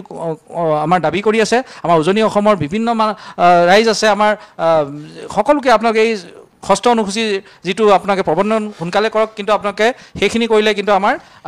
নিশ্চিতভাৱে আমাৰ ৰাইজৰ খিলঞ্জীয়া ৰাইজৰ সুৰক্ষা হ'ব যিটো সূৰ্য কুমাৰে অভিযোগ উত্থাপন কৰিলে তাৰ সমান্তৰালে আমি আৰু এটা এড কৰি দিব বিচাৰিছোঁ যিটো কৈয়ে দিছে যে সংশোধিত নাগৰিকত্ব আইন কা যিখন ইমিগ্ৰেশ্যন এণ্ড ফৰেইন এক্ট 2015 আছিলে সেইখন সংশোধন কৰি পেলাই 2025 কৰা হ'ল অৰ্থাৎ 2024 31 ডিচেম্বৰলৈকে হিন্দু বাংলাদেশীসকলক ভাৰতলৈ এক প্ৰকাৰে ৰঙাদলি চেপাৰি দিয়া হ'ল কি ক'ব সমগ্ৰ যিটো অভিযোগ স্পষ্ট কথা আজি যদি সমগ্ৰ বিশ্বত যদি চাবলৈ যাওঁ মুছলমান বসতি প্ৰধান প্ৰায় 52খন দেশত আছে আজি দেশত মুছলমান বসতি প্ৰধান মুছলমান প্ৰমুখ প্ৰায় 91খন দেশত খ্ৰীষ্টান প্ৰমুখ কিন্তু হিন্দুসকলৰ বাবে কেৱল 2খন দেশ আছে আমি যদি চাবলৈ যাওঁ নেপাল আৰু ভাৰত 2খন দেশ আছে গতিকে যিসকল হিন্দু আজি উৎপীড়নৰ বলি হৈছে যিসকল হিন্দুৱে আজি নিৰ্যাতনৰ বলি হৈছে যিসকল হিন্দুৱে আজি নিজৰ অস্তিত্বক লৈ বিপদাপন্ন হৈছে গতিকে সেইসকল হিন্দু আজি কলৈ যাব আজি আপোনালোকে চাব যিসকল মুছলমানে বাংলাদেশত উৎপীড়নৰ বলি হ'ল তেওঁলোকে আহি ভাৰতত সোমালে এখন হিন্দু প্ৰধান ৰাজ্য ভাৰতত সোমালে গতিকে সেইসকল ব্যক্তিয়ে যদি আজি ইয়াৰ বায়ু পানী মাটি খাই থাকিব পাৰে সেইসকল ব্যক্তিয়ে যদি আজি ভাৰতবৰ্ষত সুবিধাসমূহ লাভ কৰিব পাৰে তেনেহ'লে ধৰ্মীয় উৎপীড়নৰ বলি হৈ যি বিদেশত থকা বিশেষকৈ 3খন ৰাষ্ট্ৰ আফগানিস্তান পাকিস্তান আৰু বাংলাদেশত থকা হিন্দুসকল কিয় ভাৰতবৰ্ষত থাকিব নোৱাৰিব আজি আপোনালোকে চাব আজি ভাৰতবৰ্ষৰ যিসমূহ বিৰোধী দল আছে বিৰোধী দলসকলে তেওঁলোকে দুমুখীয়া স্থিতি গ্ৰহণ কৰিছে আজি চাব আপোনালোকে যি সময়ত আমেৰিকাৰ পৰা যিসকল ভাৰতীয় আছিলে ভাৰতীয়সকলক ডোনাল্ড ট্ৰাম্পে যেতিয়া ভাৰতলৈ প্ৰত্যাৱৰ্তন কৰিছিলে ভাৰতলৈ যেতিয়া খেদি দিছিলে তেতিয়া ৰাহুল গান্ধীয়ে কি কৰিছিলে সাংসদত হাল্লা কৰি সাংসদৰ কামত বিঘ্নিত কৰিছিলে যে কিয় তেওঁলোকক হাত ভৰি বান্ধি পঠাই দিয়া হ'ব গতিকে আমি সেই পৰিস্থিতিত আমি নিজেও কণ্ডেম কৰোঁ যে তেনেকুৱা এটা পৰিস্থিতি হ'ব নালাগিছিলে গতিকে সেইসকল ব্যক্তিয়ে যেতিয়া প্লেনত আহিব পাৰে প্লেনত অহাৰ লগে লগে কি ভাৰত চৰকাৰে কি মিছাইল মাৰি প্লেনখন ভাঙি দিব লাগিছিল নেকি সেইখিনি ব্যক্তিকতো আদৰণি জনাব কৈছে আজি আপোনালোকে চাব অপাৰেশ্যন গংগাৰ সহায়ত 2022 চনত ইউক্ৰেইনত থকা যিসকল হিন্দু ব্যক্তি আছিলে যিসকল হিন্দু লোক আছিলে যি উৎপীড়নৰ বলি তেওঁলোকক ভাৰতলৈ অনা হৈছে তেতিয়া কিন্তু সকলোৱে ৱেলকাম কৰিছে অপাৰেশ্যন দেৱশক্তিৰ আধাৰত আফগানিস্তানত থকা যিসকল হিন্দু ব্যক্তিয়ে আপোনালোকে চাব 2022 চনত যি 2021 চনত দেৱশক্তিৰ আধাৰত আফগানিস্তানত থকা ব্যক্তিসকলক ভাৰতলৈ অনা হৈছে তেতিয়া কিন্তু সকলোৱে তাত ৱেলকাম কৰিছিলে কাবেৰী অপাৰেশ্যন কাবেৰীৰ সহায়ত সুদানত 2023 চনত যিসমূহ ব্যক্তি ভাৰতীয় ব্যক্তি তাত ধৰ্মীয় উৎপীড়নৰ বলি হৈছে তেওঁলোকক ভাৰতলৈ অনা হৈছিলে ঠিক তেনেকৈ অজয় হওক বা সিন্ধু হওক ইজৰাইল হওক বা ইৰাণৰ পৰা সেই ব্যক্তিসকলক যেতিয়া বিদেশৰ পৰা আনি ধৰ্মীয় উৎপীড়নৰ বলি হোৱা বিদেশীসকলক আনি যেতিয়া ভাৰতৰ ভূমিত ৰখা হৈছিলে তেতিয়া কিন্তু কংগ্ৰেছৰ মানুহখিনিয়ে কৈছিলে বাহ দিছিলে তেতিয়া কিন্তু ভাৰতবৰ্ষবাসীয়ে বাহ দিছিলে তেতিয়া কিন্তু কংগ্ৰেছৰ ব্যক্তিসকলে তেওঁলোকক গামোচা পিন্ধাইছিলে গতিকে যিসকল ব্যক্তিয়ে প্লেনত আহিব যিসকল হিন্দুৱে ধৰ্মীয় উৎপীড়নৰ বলি হৈ ভাৰতবৰ্ষলৈ ভাৰত চৰকাৰে প্লেনত উঠাই আনিব গতিকে সেইসকলক ৱেলকাম আৰু যিসকল ব্যক্তিয়ে ইতিমধ্যে ভাৰতবৰ্ষত আহি থিতাপি লৈছে সেইসকল ব্যক্তিক লৈ কিন্তু ৰাজনীতি চলিব গতিকে তেনেকুৱা ধৰণৰ দুমুখীয়া নীতি বিৰোধীয়ে ত্যাগ কৰিব লাগিব আৰু এটা স্পষ্ট চাব আপোনালোকে আমি বিজেপি চৰকাৰে বাকী ভাৰতবৰ্ষৰ বাকী অঞ্চলৰ কথা বেলেগ হ'ব পাৰে কিন্তু আমি বিজেপি চৰকাৰে আজি অসমৰ ক্ষেত্ৰত আপোনালোকে চাব 1971 চনৰ পূৰ্বতে অহা এগৰাকীও কিন্তু আমি বিদেশী আমি মানি ল'ব ইতিমধ্যে কোৱা হৈছে গতিকে আজি যদি চাবলৈ যায় যি সময়ত আচলতে অসমত কা আন্দোলন হৈ গৈছে গতিকে ভাল কথা যে কা আন্দোলন হৈ গ'ল অসমৰ মানুহে যি অসমৰ বিৰোধীৰ মিথ্যাচাৰৰ তেওঁলোকে পৰিচয় পালে অসমৰ বিৰোধীয়ে কি কৈছিলে অসমৰ বিৰোধীয়ে কৈছিলে যে 1,90,00,000 হিন্দু বঙালী অসমলৈ আহিব কিন্তু পৰিতাপৰ বিষয় আজি প্ৰৱৰ্তন হোৱা বা আজি 2019 চনতে যে হৈ গ'ল তাৰপিছতো কিন্তু কেৱল দুগৰাকী ব্যক্তিহে এতিয়া অসমত নাগৰিকত্ব পাবলৈ সক্ষম হৈছে খুব বেছি হয়তো 102 ব্যক্তি আছে যিয়ে অসমত নাগৰিকত্ব ভুল তথ্য একেবাৰে ভুল তথ্য ব্যক্তিৰ বিপৰীতে গৈ আজি 30 লাখ আমি যি বিদেশী আছে 30 লাখ যি অবৈধ মুছলমান বিদেশী আছে সেই বিদেশীসকলক আমি মোক ক'ব দিয়ক সেই বিষয় কেতিয়াও গ্ৰহণ কৰা প্লেনত আহা প্ৰথম কথা যিখিনি হিন্দু আছে সেইখিনি হিন্দু কলটা আপুনি ক'লে মোক ক'ব দিয়ক বা বিৰোধীসকলে ৱেলকাম কৰিব আৰু যিখিনি বিদেশীয়ে অলৰেডি ভাৰতবৰ্ষত আছে সেইসকল বিদেশ তেওঁলোকে লৈ ৰাজনীতি কৰিব সেই ডাবল ষ্টেণ্ডাৰ্ড ৰাজনীতি আমি নিবিচাৰোঁ আমি ভাৰতবৰ্ষ এখন হিন্দুৰ সুৰক্ষিত প্ৰদেশ হিচাপে এখন সুৰক্ষিত দেশ হিচাপে ইতিমধ্যে নৰেন্দ্ৰ মোদী ডাঙৰীয়াৰ নেতৃত্বত এখন সুৰক্ষিত দেশ হিচাপে ইতিমধ্যে পৰিগণিত হৈছে গতিকে য'তেই হিন্দু উৎপীড়ন হৈছে য'তেই হিন্দুৱে কথাখিনি একেখিনিকে কৈ নাথাকিব ভাষণ দিয়া নিচিনা কৈ নাথাকিব ক'ব দিয়ক ভাৰতলৈ আহিবই আৰু তেওঁলোকক সংস্থাপন তেওঁলোকক নাগৰিকত্ব দিয়াৰ যি দায়িত্ব কিন্তু অভিযোগটো হ'ল বিজেপি চৰকাৰে লৈছে মই ক'ব দিয়ক ৰ'ব 1 মিনিট এতিয়া আপুনি কওক যে আপুনি প্ৰথমতে মানি লৈছে যে বিশ্বৰ বিভিন্ন দেশত ইনক্লুডিং আফগানিস্তান পাকিস্তান আৰু আপুনি কি কয় বাংলাদেশৰ কথা ক'লে নেকি তাত মানে কি আমাৰ হিন্দুসকলৰ ওপৰত এতিয়া অত্যাচাৰ চলি আছে আৰু আমাৰ আপোনালোকে আপুনি চাওক না ৰ'ব 1 মিনিট মই ক'ব দিয়ক পাকিস্তানৰ মুছলমানে কেলে কৈ দিয়ে ভাৰতবৰ্ষৰ হিন্দুসকলৰ উৎপীড়ন চলাই আছে আপোনালোকে চাবলৈ যায় মুম্বাইত আপোনালোকে চাবলৈ যায় 26/11 চাবলৈ যায় আজি শেহতীয়াকৈ আপোনালোকে যে পেলগামত চাবলৈ যায় পাকিস্তানৰ পৰাই নিয়ন্ত্ৰিত সন্ত্ৰাসবাদীয়ে ভাৰতৰ হিন্দুৰ ওপৰত নিৰ্যাতন চলাই আছে গতিকে পাকিস্তানত থকা হিন্দুসকলৰ ওচৰত য'ত পাকিস্তানীসকল সদায় থাকিব গতিকে সেইসকলৰ ওপৰত যে নিৰ্যাতন চলাই নাথাকিব তাৰ পৰা অনুমান কৰিব পাৰে গতিকে নিশ্চয়কৈ যিসকল হিন্দু পাকিস্তানেই হওক আফগানিস্তানে বাংলাদেশৰ ধৰ্মীয় উৎপীড়নৰ বলি হৈছে আপুনি চাবলৈ যাব তেতিয়াহ'লে নৰেন্দ্ৰ মোদীয়ে বিৰিয়ানী কিয় খাব গৈছিলে পাকিস্তানত পাকিস্তানত কেলে বিৰিয়ানী খাব গৈছিলে নৰেন্দ্ৰ মোদী ডাঙৰীয়াই বাংলাদেশৰ যদি ইমান সন্ত্ৰাসবাদী হিন্দু যিসমূহ মন্ত্ৰী আছিলে হিন্দু মন্দিৰবোৰ জ্বলাই দিয়া হৈছিলে আজি আপুনি চাবলৈ যায় বাংলাদেশে কিনিয়ে হিন্দুসকলক দুৰ্গা পূজা কৰে বা যিসমূহ তাত মন্দিৰ আছিলে সেইসমূহ জ্বলাই দিয়া হৈছিলে অসমৰ ভাৰতবৰ্ষতে হওক হিন্দুসকলক ইয়াতে সংস্থাপন দিয়া হ'ব আপুনি গৰ্জনি মাৰিলে আপুনি ডিঙি ফুলাই কথা ক'লে আপুনি ডাঙৰকৈ ক'লে বিজেপি চৰকাৰে ভয় নাখায় আপুনি টেবুল টকিয়ালে বিজেপি চৰকাৰে ভয় নাখায় বিজেপি চৰকাৰ সদায় ভাৰতীয় খিলঞ্জীয়া ব্যক্তিৰ পক্ষত আছে ভাৰতীয় জনতা পাৰ্টি অসমীয়া খিলঞ্জীয়াৰ পক্ষত আছে ভাৰতীয় জনতা পাৰ্টি ভাৰতবৰ্ষৰ হিন্দু সমাজৰ লগত আছে আপুনি টেবুল টকিয়াই আপুনি ডিঙি ফুলাই ক'লে ভাৰতীয় জনতা পাৰ্টিয়ে কোনো পক্ষে ভয় নাখায় আপুনি কৈছে এতিয়া যে আপুনি যিখিনি কথা কৈ আছে মই আপোনাক সুধিছোঁ যদি ইমানেই আমাৰ বাংলাদেশত হিন্দুৰ ওপৰত সন্ত্ৰাস হৈ আছিল মাহে মাহে যে আমাৰ হিমন্ত বিশ্ব শৰ্মা ডাঙৰীয়া যে আগতে যে সদায় এই যে বাংলাদেশত ভ্ৰমণ কৰি থাকে কেলে গৈছিলে ৰ'ব মোক ক'ব দিব দেই মই কেইটামান প্ৰশ্ন সুধিছোঁ আমি বিৰোধী হৈ আপোনালোকে শাসনত আছে দ্বিতীয় কথাটো হৈছে এই যে মাহে মাহে যে আমৰ টোপোলা যে পঠাই থাকে শ্বেখ হাছিনা বাইদেৱে আৰু তেওঁ যে ইয়ালৈ দিল্লীৰ পৰা ঢাকালৈ যায় ঢাকা পাই ইয়াত আহে আৰু এইবিলাক কিয় চলি আছিল দ্বিতীয় কথাটো হৈছে আমাৰ প্ৰধানমন্ত্ৰী ডাঙৰীয়াই নৱাজ শ্বৰীফক পাকিস্তানৰ প্ৰধানমন্ত্ৰী কোনোবা ল'ৰা নে ছোৱালীৰ বিয়া খাবলৈ এইবিলাক নে বিৰিয়ানী খাবলৈ এইবিলাক কেলে গৈছিলে তেতিয়াহ'লে দ্বিতীয় কথা আৰু আমাৰ বিশ্বত য'তেই হিন্দু আপোনাৰ অত্যাচাৰ সন্মুখীন চবকে আপুনি ঘৰলৈ লৈ আহিব নেকি ভাৰতলৈ লৈ আহিব নেকি যদি তেওঁ সঁচাকৈ এজন লিডাৰ হয় তেতিয়াহ'লে আমাৰ হিন্দু য'তেই নাথাকক আমি তেওঁ ছিকিউৰিটি এনচিয়ৰ কৰিব লাগিব তেওঁ বিশ্বৰ য'তেই নাথাকক কংগ্ৰেছ চৰকাৰ আহিলে ভাৰতীয় হিন্দু বিশ্বৰ যিকোনো এটা জেগাত গৈ দবদবাই থাকিব পাৰিব কোনে অত্যাচাৰ কৰিব নোৱাৰে সেইখিনি দায়িত্ব আমি গ্ৰহণ কৰিছোঁ আৰু যিমান হিন্দু আজি আপোনালোকে কৈ আছে যে কেইজন হিন্দু আহিলে আৰে আপোনালোকে NRCত চোন কিমান বাংলাদেশী হিন্দু ওলাইছে সেইখিনি আপোনালোকে লিষ্টখন কেলে বন্ধ কৰি দিলে আৰু বোলে 22 লাখে বোলে এপ্লাই কৰা নাই 14 লাখটো ওলাই গ'ল তেতিয়াহ'লে কিমান হ'ল মিলি আৰু আপোনালোকে এইবিলাক আৰু কিমান পা আহিছে তাৰ হিচাপটো কোনে লৈ আছে বাংলাদেশ বৰ্ডাৰটো আপোনালোকে আজিলৈকে চিল কৰিব নোৱাৰিলে গতিকে ইমান ডাঙৰ ডাঙৰ ভাষণ দি লাভ নাই নহয় আপোনালোকে চৰকাৰত আছে আপোনালোকৰ প্ৰধানমন্ত্ৰী হিন্দু আমাৰ অমিত শ্বাহ ডাঙৰীয়া গৃহমন্ত্ৰী হিন্দু আমাৰ মুখ্যমন্ত্ৰী ডাঙৰীয়া হিন্দুৰে চৰকাৰ আপোনালোকে খিলঞ্জীয়া লিষ্টখন উলিয়াই দিয়ক বাবা উলিয়াই দিয়ক যে অসমত এইকেইজন খিলঞ্জীয়া আছে এইকেইজনে আমাৰ নাগৰিক বাকীখিনি চব বাংলাদেশী আপোনালোকে উলিয়াই দিয়ক আপোনালোকে আকৌ আমাৰ অসমীয়া ল'ৰাকেইটাকে সংস্থাপন দিব পৰা নাই বছৰেকে যিকেইটা আপোনালোকে এতিয়া চাকৰি দি আছে সেইকেইটা কি দিছে যিকেইটা মানুহ ৰিটায়াৰ হৈছে কিবা হৈছে সেই ভেকেঞ্চিকেইটাহে দিছে নতুনকৈ চাকৰি ক্ৰিয়েট কৰিব পাৰিছে নেকি টেট যে কংগ্ৰেছে যে গোটেই বিশ্ব ভাৰতত যে টেট কৰিলে আজি টেট পৰীক্ষা কিমান দিন হ'ল চোন পাতিবই পৰা নাই আপোনালোকে গতিকে এইবিলাক কথা কেলৈ কৈ আছে নতুনকৈ আপোনালোকে পদ সৃষ্টি কৰক সৃষ্টি কৰি আপোনালোকে হেৰি কৰক আজি আমাৰ ল'ৰাকেইটাই সংস্থাপন পোৱা নাই আমাৰ ল'ৰাকেইটাই বেংগলোৰত ক'ৰবাত গৈ আপোনাৰ ছিকিউৰিটি গাৰ্ড কৰি আছে ঘৰত খাবলৈ ভাত নাই কৃষকৰ যি অৱস্থা এই পানী নোহোৱা অৱস্থা জল জীৱন আঁচনি এটা ঠিক কৰিব নোৱাৰিলে এই ব্ৰহ্মপুত্ৰৰ কাষত থাকি কিনে গুৱাহাটীতে জন্ম হৈ ছাত্ৰ সন্থা কৰি মুখ্যমন্ত্ৰী হ'ল তেওঁ আজিলৈকে গুৱাহাটী মানুহখিনি খোৱা পানী অকণমানকে বিশুদ্ধ কৰিব নোৱাৰিলে আজিলৈকে এইটো আপোনাৰ কৃত্ৰিম বানপানীটোকে হেৰি কৰিব সমস্যাটো সমাধান কৰিব নোৱাৰিলে আপোনালোকে ইমান ডাঙৰ ডাঙৰ কথা কেলৈ কৈ দিয়ে আপোনালোকে এইখিনি সমস্যাখিনি মৌলিক সমস্যাখিনি প্ৰথম সমাধান কৰক নিজৰ মানুহকেইটা যিকেইটা ঘৰত আছে সেইকেইটা মানুহক দিয়ক যিকেইটা আমাৰ খিলঞ্জীয়া মানুহ আছে সিহঁতৰ নাগৰিকৰ যিটো কয় পাত্তা দিয়ক ভূমি পট্টাখিনিকে দিয়ক সেইখিনি কৰক তেওঁলোকৰ জীৱন শৃংখল কৰক তাৰপিছত আপোনালোকে বাহিৰৰ হিন্দু যদি ক'ৰবাত হেৰি আছে তাৰ সেইখন যদি ক'ৰবাত হিন্দু যদি তাত অত্যাচাৰৰ সন্মুখীন হৈছে সেইখন দেশৰ মুৰব্বীৰ লগত কথা পাতক আপোনালোকে নিউজত দিব ৱাৰ ৰুকুৱাই দিয়া পাপা ক'ৰবাত ৱাৰ হৈছে আমাৰ ফোন মাৰিলে বোলে প্ৰধানমন্ত্ৰীয়ে বোলে যুদ্ধ বন্ধ হৈ যায় তেতিয়াহ'লে আমাৰ হিন্দু মানুহ কেলে তাতে আমাৰ দেশৰ বাহিৰত কেলে হেৰি হৈ আছে আমাৰ হিন্দু মানুহে গৈ বাহিৰত প্ৰতিষ্ঠিত হ'ব লাগিব আজি কানাডাত কিমান শিখ আছে কিমান ভাৰতীয় আছে মোটামুটি ভাৰতীয়চোন তাতে ঋষি কি আছিল তেওঁ তেওঁচোন কি হৈছিল তেওঁতো প্ৰধানমন্ত্ৰী হ'ল তাত গৈ গতিকে আৰু বিভিন্ন হৈ আছে আমাৰ ইয়াৰ আগত আমাৰ উপ ৰাষ্ট্ৰপতি আছিলে আমাৰ হেৰিৰ লগত বাইডেনৰ লগত আছিলে মই ইমদাদ হুছেইনৰ ওচৰলৈ আহিছোঁ সমগ্ৰ বিষয়টো আপুনি গম পাইছে এফালে হিন্দু মানুহে বিশ্বৰ যিকোনো এটা চুকত থাকি কিনে দবদবাই থাকিব লাগিব ভাৰতীয় মানুহে দবদবাই থাকিব লাগিব আৰু সেইটো নিশ্চয়তা আৰু সেইটো সুৰক্ষা কেৱল কংগ্ৰেছ দলেহে দিব পাৰে মই সূৰ্য কুমাৰ দাস প্ৰাঞ্জল কলিতা দুয়োজনৰ ওচৰলৈ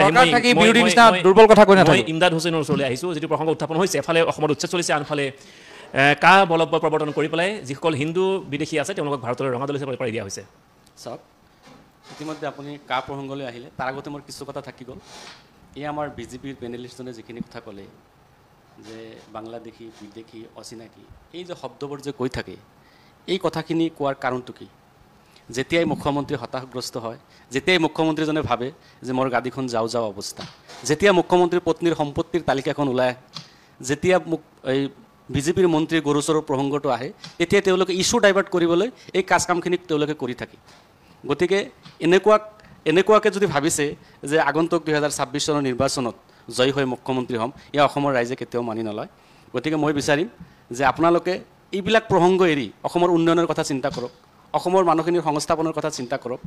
যিয়ে নহওক এতিয়া আপোনালোকৰ কা প্ৰসংগত আমাৰ বিজেপিৰ যিজন পেনেলিষ্ট মই যিমান দূৰ জানো কা আন্দোলনত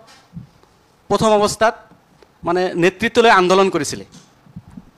কা আন্দোলনত আন্দোলন কৰি আজি আকৌ কাৰ সমৰ্থনত কথা কৈ আছে যিজন ব্যক্তিয়ে কেইদিনমান আগত কাৰ বিপক্ষে কথা কৈছিল আজি কাৰ সপক্ষত কথা কৈছে বিজেপিত অহাৰ লগে লগে বিজেপিৰ এনেকুৱা কি ৱাশ্বিং মেচিন আছে যে বিজেপিত বাহিৰত থাকিলে আমি কথাখিনি বেলেগকৈ ক'ম বিজেপিৰ আহিলে কথাখিনি আমি বেলেগ ফালে লৈ যাম গতিকে যিজন ব্যক্তিয়ে আন্দোলন কৰি অসমৰ তেজাল যুৱকক শ্বহীদ কৰিলে সেই শ্বহীদসকলক আজিলৈকে কোনো ধৰণৰ ন্যায় নাপালে আজি আকৌ ওলোটাই শ্বহীদ ঘোষণা নকৰিলে আজি আকৌ ওলোটাই কাক সমৰ্থন কৰি আছে অলপ আগতে কৈ থাকিলে বিদেশী বাংলাদেশী মানুহখিনিক খেদিব লাগে আকৌ বিদেশীৰ সপক্ষত কথা কৈ আছে যে অসমত বিদেশীক নাগৰিকত্ব দিব লাগে গতিকে আমি বিচাৰিছোঁ হিন্দু মুছলমান যিকোনো বিদেশী অসমৰ পৰা যাব লাগে 1971 চনৰ পিছত অহা সকলো বিদেশী অসমৰ পৰা যাব লাগে ই আমাৰ ইউডিএফৰ স্পষ্ট কথা আৰু যদি অসমত বিদেশী আছে বিদেশী বিতৰণ কৰাৰ ক্ষেত্ৰত আমি ইউডিএফে সহযোগ কৰিম আৰু এটা কথা যে এই যে অসমৰ নামনি অসমৰ বা অসমৰ ধৰ্মীয় সংখ্যালঘু মানুহখিনি এই কথাটো আমি ক'ব লাগিব যে এই মানুহখিনিক সকলো ৰাজনৈতিক দলে কংগ্ৰেছ কওক আপোনালোকে বিজেপি সকলে ব্যৱহাৰ কৰিব বিচাৰে এই মানুহখিনিক তুচ্ছ তাচ্ছিল্য কৰি উজনি অসমৰ ভোট বিচাৰে কংগ্ৰেছ এই মানুহখিনিক ব্যৱহাৰ কৰি ভোট বিচাৰে যে আজি মানুহখিনিক যে উচ্ছেদ কৰিছে এই মানুহখিনিক পূৰ্বৰ কংগ্ৰেছ চৰকাৰে ইচ্ছা কৰিলে মানুহখিনিক মাটিৰ পাট্টা দিব পাৰিলে হয় কংগ্ৰেছ চৰকাৰে ইচ্ছা কৰিলে মানুহখিনিৰ সমস্যাৰ সমাধান কৰি দিব পাৰিলে হয় কিন্তু কংগ্ৰেছ চৰকাৰে কোনো সদিচ্ছা নাই আকৌ তেওঁলোকে কৈ আছে আমাক চৰকাৰ বনাই দিয়ক এই মানুহখিনিক আমি সংস্থাপিত কৰিম গতিকে আমি ক'ব বিচাৰিছোঁ যে এই উচ্ছেদৰ ক্ষেত্ৰত হিমন্ত বিশ্ব শৰ্মা যিমানখিনি দায়ী মই ভাবোঁ পূৰ্বৰ কংগ্ৰেছ চৰকাৰেও সিমানখিনি দায়ী কংগ্ৰেছ চৰকাৰে হিমন্ত বিশ্ব শৰ্মা ডাঙৰীয়াক ৰাস্তা দেখুৱাই দিছে সেই ৰাস্তাৰে হিমন্ত বিশ্ব শৰ্মা আগবাঢ়ি আছে গতিকে মই অনাগত দিনত যাতে কংগ্ৰেছ চৰকাৰে কথাখিনি যাতে স্পষ্ট কৰে কংগ্ৰেছ চৰকাৰে স্থিতি যাতে স্পষ্ট কৰে দুমুখীয়া হয়তো তেওঁলোকে নীতি অৱলম্বন কৰে এই মানুহখিনিক ভোট বেংক হিচাপে যাতে ব্যৱহাৰ কৰিব নিবিচাৰে আৰু এটা কথা যে এই যে কাৰ জৰিয়তে হিন্দু বাংলাদেশীক অসমৰ নাগৰিকত্ব দিব লাগে আমাৰ বিজেপিৰ পেনেলিষ্টে কৈ আছে কিন্তু এইজন ব্যক্তিয়েই মই অলপ আগত কৈ গৈছোঁ যে কা আন্দোলনত সন্মুখৰ পৰা নেতৃত্ব লৈছিলে তেওঁলোকে বিৰোধ কৰিছিলে বিজেপিত অহাৰ লগে লগে এইজন ব্যক্তিয়ে আকৌ সপক্ষত থাকি প্ৰধানমন্ত্ৰীৰ প্ৰশংসা কৰি আছে মুখ্যমন্ত্ৰীৰ প্ৰশংসা কৰি আছে সেই সময়ত কিন্তু তেওঁলোকে ৰাজপথত আন্দোলন কৰি বিৰোধ কৰিছিলে গতিকে আপোনালোকৰ কথা ৰাইজে পাহৰি যোৱা নাই আজি ষ্টুডিঅ'ত আপোনালোকে কাৰ সপক্ষে কৈ আছে কেইদিনমান আগত বিপক্ষে কৈছিল আপোনালোকে কি স্বাৰ্থত কৈ আছে অসমৰ ৰাইজে কিন্তু এই কথাখিনি গম পাইছে অসমৰ ৰাইজৰ আগত কিন্তু স্পষ্ট গতিকে আপোনালোকে এই মানুহখিনিক এই হিন্দু বাংলাদেশী মানুহখিনিক আপোনালোকে যে অসমত নাগৰিকত্ব দিব বিচাৰিছে যে আপোনালোকে যে মানে বিজেপি চৰকাৰখনে যে অসমত এই বাংলাদেশীক যে নাগৰিকত্ব বাংলাদেশীক যে নাগৰিকত্ব দিব বিচাৰিছে বা এইসকলক যে আপোনালোকে ৰঙা দলিচা পাৰি দিছে এই কথাটো কিন্তু স্পষ্ট প্ৰাঞ্জল কলিতা নাই চাওক স্পষ্ট কথা আমি কেতিয়াও নেতা হ'বলৈ যোৱা নাই বা আমি কেতিয়াও নেতৃত্বৰ আগভাগ ল'ব যোৱা নাই আমাৰ নেতা আমাৰ জনগণ ভাৰতৰ জনগণ অসমৰ জনগণ অসমৰ খিলঞ্জীয়া ব্যক্তিসকল আমাৰ নেতা আৰু আমি তেওঁলোকৰ লগত আমি কাম কৰা সাধাৰণ কাৰ্যকৰ্তা তেওঁলোক আমাৰ সেনাপতি আমি তেওঁলোকৰ সেনা গতিকে যি সময়ত অসমৰ জনতাই নিজে নেতৃত্ব লৈছিলে আমি কেতিয়াও কোৱা নাই যে প্ৰাঞ্জল কলিতাই কোনোবা কান্দোলন নেতৃত্ব লৈছিলে অসমৰ জনতাই নেতৃত্ব লৈছিলে আৰু অসমৰ জনতাই নেতৃত্ব লৈ অসমত কান্দোলন কৰিছিল ঠিকে আছে আপোনালোকে যদি চাবলৈ যায় অসমখনত বিদেশী চৰণীয়া ভূমি হ'বলৈ কোনেও দিব নিবিচাৰে গতিকে অসমৰ জনতাই নেতৃত্ব লৈছিলে আৰু আমি তাৰ কাৰ্যকৰ্তা হিচাপে কাম কৰিছিলোঁ কিন্তু শেহতীয়াকৈ পিছত যেতিয়া অসমৰ জনতাৰ নেতৃত্বত পুনৰ 2019 চনত আমি যদি চাবলৈ যাওঁ কেন্দ্ৰত নৰেন্দ্ৰ মোদী চৰকাৰ আহিলে 2021 চনত পুনৰ হিমন্ত বিশ্ব শৰ্মা ডাঙৰীয়া চৰকাৰ আহিলে 2024 চনত পুনৰ যেতিয়া নৰেন্দ্ৰ মোদী ডাঙৰীয়া তৃতীয়টো কাৰ্যকালৰ চৰকাৰ আহিলে গতিকে অসমৰ নেতৃত্বই অসমৰ খিলঞ্জীয়া ৰাইজে স্পষ্টভাৱে মত দিছে যে আচলতে বিৰোধীসকলে মিছা কথা কৈছিলে আচলতে বিৰোধীসকলে অসমৰ জনতাক বিপথে পৰিচালিত কৰি আহিছিলে গতিকে আমি অসমৰ নেতৃত্বৰ অসমৰ খিলঞ্জীয়া ৰাইজৰ সেনাপতিত্বত আমি এগৰাকী সেনা হিচাপে আমি এগৰাকী কাৰ্যকৰ্তা হিচাপে আমি ভাৰতীয় জনতা পাৰ্টিৰ আমি কাম কৰিবলৈ ওলাইছোঁ প্ৰথম কথা দ্বিতীয়টো কথা যদি আপুনি চাবলৈ যায় আজি তেওঁলোকে আজি এওডিএফৰ ব্যক্তিগৰাকীয়ে কৈছে যে কংগ্ৰেছ দলে তেওঁলোকক আচলতে হেৰি কৰিব লাগে মানে তেওঁলোকৰ স্পষ্টীকৰণ দিব লাগে আজি চাবলৈ যায় কংগ্ৰেছ আৰু এওডিএফ হৈছে এটা মুদ্ৰাৰ ইপিঠি এতিয়া তেওঁলোকে দিল্লীত তেওঁলোকে অসমত মিটিং কৰিব নোৱাৰে তেওঁলোকে দিল্লীত যোৱা 23 জুলাই তাৰিখে দিল্লীত কংগ্ৰেছ আপোনাৰ মুখ্যমন্ত্ৰী কিন্তু কৈ থাকে যে কংগ্ৰেছ আমাৰ মানুহ আছে কংগ্ৰেছ আমাৰ বিটিম নহয় কংগ্ৰেছ আমাৰ ভাই ককাৰ নিচিনা তেওঁলোকে তাত এক ব্লুপ্ৰিণ্ট বনালে আৰু ব্লুপ্ৰিণ্টৰ অংশস্বৰূপে সকলোৱে জানে কিছুদিন পূৰ্বে ছয়দা হামিদ অসমলৈ আহিছিলে ছয়দা হামিদ অসমলৈ কি কৰিছে অসমত বাংলাদেশী থাকিলে তাত আপত্তি কৰিবলগীয়া কি আছে আৰু যেতিয়া তেওঁ ছয়দা হামিদে অসমত আহি মন্তব্য প্ৰদান কৰি গ'ল কিন্তু তাৰ পিছদিনা 25 তাৰিখ আছিলে এখন 25 আগষ্ট আৰু তাৰ পিছদিনাখন একেটা যেতিয়া দেখিলে যে অসমত এটা ৰিফাৰ্কেশ্যন হৈছে অসমত যেতিয়া তাৰ বিৰোধিতা হৈছে তেওঁলোকে গৈ পুনৰ সেইগৰাকী ব্যক্তিয়ে এবিএমছুৰ নেতৃত্বত এগৰাকী ব্যক্তিয়ে এটা মুছলমান সংগঠন এবিএমছুৰ নেতৃত্বত সেইগৰাকী ব্যক্তিয়ে পুনৰ দিল্লীত একে কথাই ক'লে গতিকে এই যি সম্পূৰ্ণভাৱে এক আচলতে পাশা খেলৰ গুটি বা আমি যদি ক'বলৈ যায় এটা মুদ্ৰাৰ ইপিঠি হিচাপে কংগ্ৰেছ আৰু এআইডিএফে কাম কৰি আছে তেওঁলোকে কেমেৰাৰ সন্মুখত দুটাৰ বিৰোধিতা কৰে আৰু ৰাতি হ'লে একেলগে খনা পিঠা তেওঁলোকে কৰে 2021 চনৰ নিৰ্বাচনত কংগ্ৰেছ আৰু এআইডিএফ একেলগে নিৰ্বাচনত অৱতীৰ্ণ হৈছিল আমি সকলোৱে জানে গতিকে ইয়াৰ পৰা এটা কথা স্পষ্ট ভাৰতীয় জনতা পাৰ্টিৰ বাহিৰে বাকী যিসমূহ দল আছে এই দলসমূহে কেৱল অসমত ধৰ্মৰ ভিত্তিত তেওঁলোকে আচলতে ভাগ কৰিব বিচাৰিছে তেওঁলোকে অসমত উন্নয়নৰ যি বাতাবৰণ সেই উন্নয়নৰ বাতাবৰণ তেওঁলোকে বিনষ্ট কৰিব বিচাৰিছে কিন্তু তেওঁলোকে যিমান চেষ্টা কৰিলেও ভাৰতীয় জনতা পাৰ্টিৰ নেতৃত্বত অসমত যি আচলতে এক অবিৰত উন্নয়নৰ ধাৰা পাবলৈ সক্ষম হৈছে সেয়া ভৱিষ্যতলৈ বহি থাকিব চাওক মই এটা কথা ক'ব লাগিব যে এউডিএফ আপুনি মাদানীৰ কথা ক'লে আপুনি শেহতীয়াকৈ যে নৰেন্দ্ৰ মোদী ডাঙৰীয়া যে মাদানীৰ লগত মিটিং কৰা ফটোখন দেখিছে নাই ভাইৰেল হৈ আছে আপুনি চাব সেই তাতে হিমন্ত বিশ্ব শৰ্মা ডাঙৰীয়াক ফোন কৰি ক'ব দিব মাদানী মানে মোদী চাহাবক তেওঁলোকে কি কথা পাতিছিল আৰু তেওঁ মাদানী আহি ইয়াতে এইবিলাক কি কৰি আছে দ্বিতীয় কথাটো হৈছে কংগ্ৰেছ দলে যে এআইডিএফৰ লগত খনা পিটিয়াৰ মুঠেই নহয় এইটো কথা স্পষ্ট আমাৰ এলায়েন্সতে এআইডিএফ নাই আৰু আমি এআইডিএফ নালাগে কোনো সাম্প্ৰদায়িক দলৰ লগতে আমি নাই কিন্তু কাখনৰ কথাটো যিহেতু আহিছে আৰু এটা কথা আপুনি ক'লে সম্পৰ্কৰ কথা ঠিক আছে কংগ্ৰেছ আৰু এআইডিএফক আপুনি একে বুলি কৈছে তেতিয়াহ'লে হিমন্ত বিশ্ব শৰ্মা ডাঙৰীয়াই যে লল্লন টপ বুলি যে নেশ্যনেল চেনেলটো যে কৈছিলে যে মুझे जब भी जरूरत होता है तो मैं आजमल को बोल देता हूँ ভোট मिल जाता है ৰাজ্যসভাৰ নিৰ্বাচনত এই যে দুজনে জিকিছিলে কাৰ ভোটেৰে জিকিছিলে কেনেকৈ জিকিছিলে সেই কথাটো কৈ দিছে গতিকে যোনে ক'লে হিমন্ত ডাঙৰীয়াই যদি ক'লে আজমলে ভোট দি দিয়ে ৰাজ্যসভাত তেতিয়াহ'লে আৰু আপুনি এটা কংগ্ৰেছৰ বিৰুদ্ধে ভোট দিয়ে তাৰপিছত আপুনি কংগ্ৰেছক আপুনি কেলৈ লেটিয়াইছে দ্বিতীয় কথা আৰু এটা কথা চাওক এই যে আপুনি ক'লে যে কাৰ সমৰ্থনত ৰাইজে ভোট দিছে মুঠেই নহয় এতিয়া আমাৰ বিৰোধী দলপতি ৰাহুল গান্ধী ডাঙৰীয়াই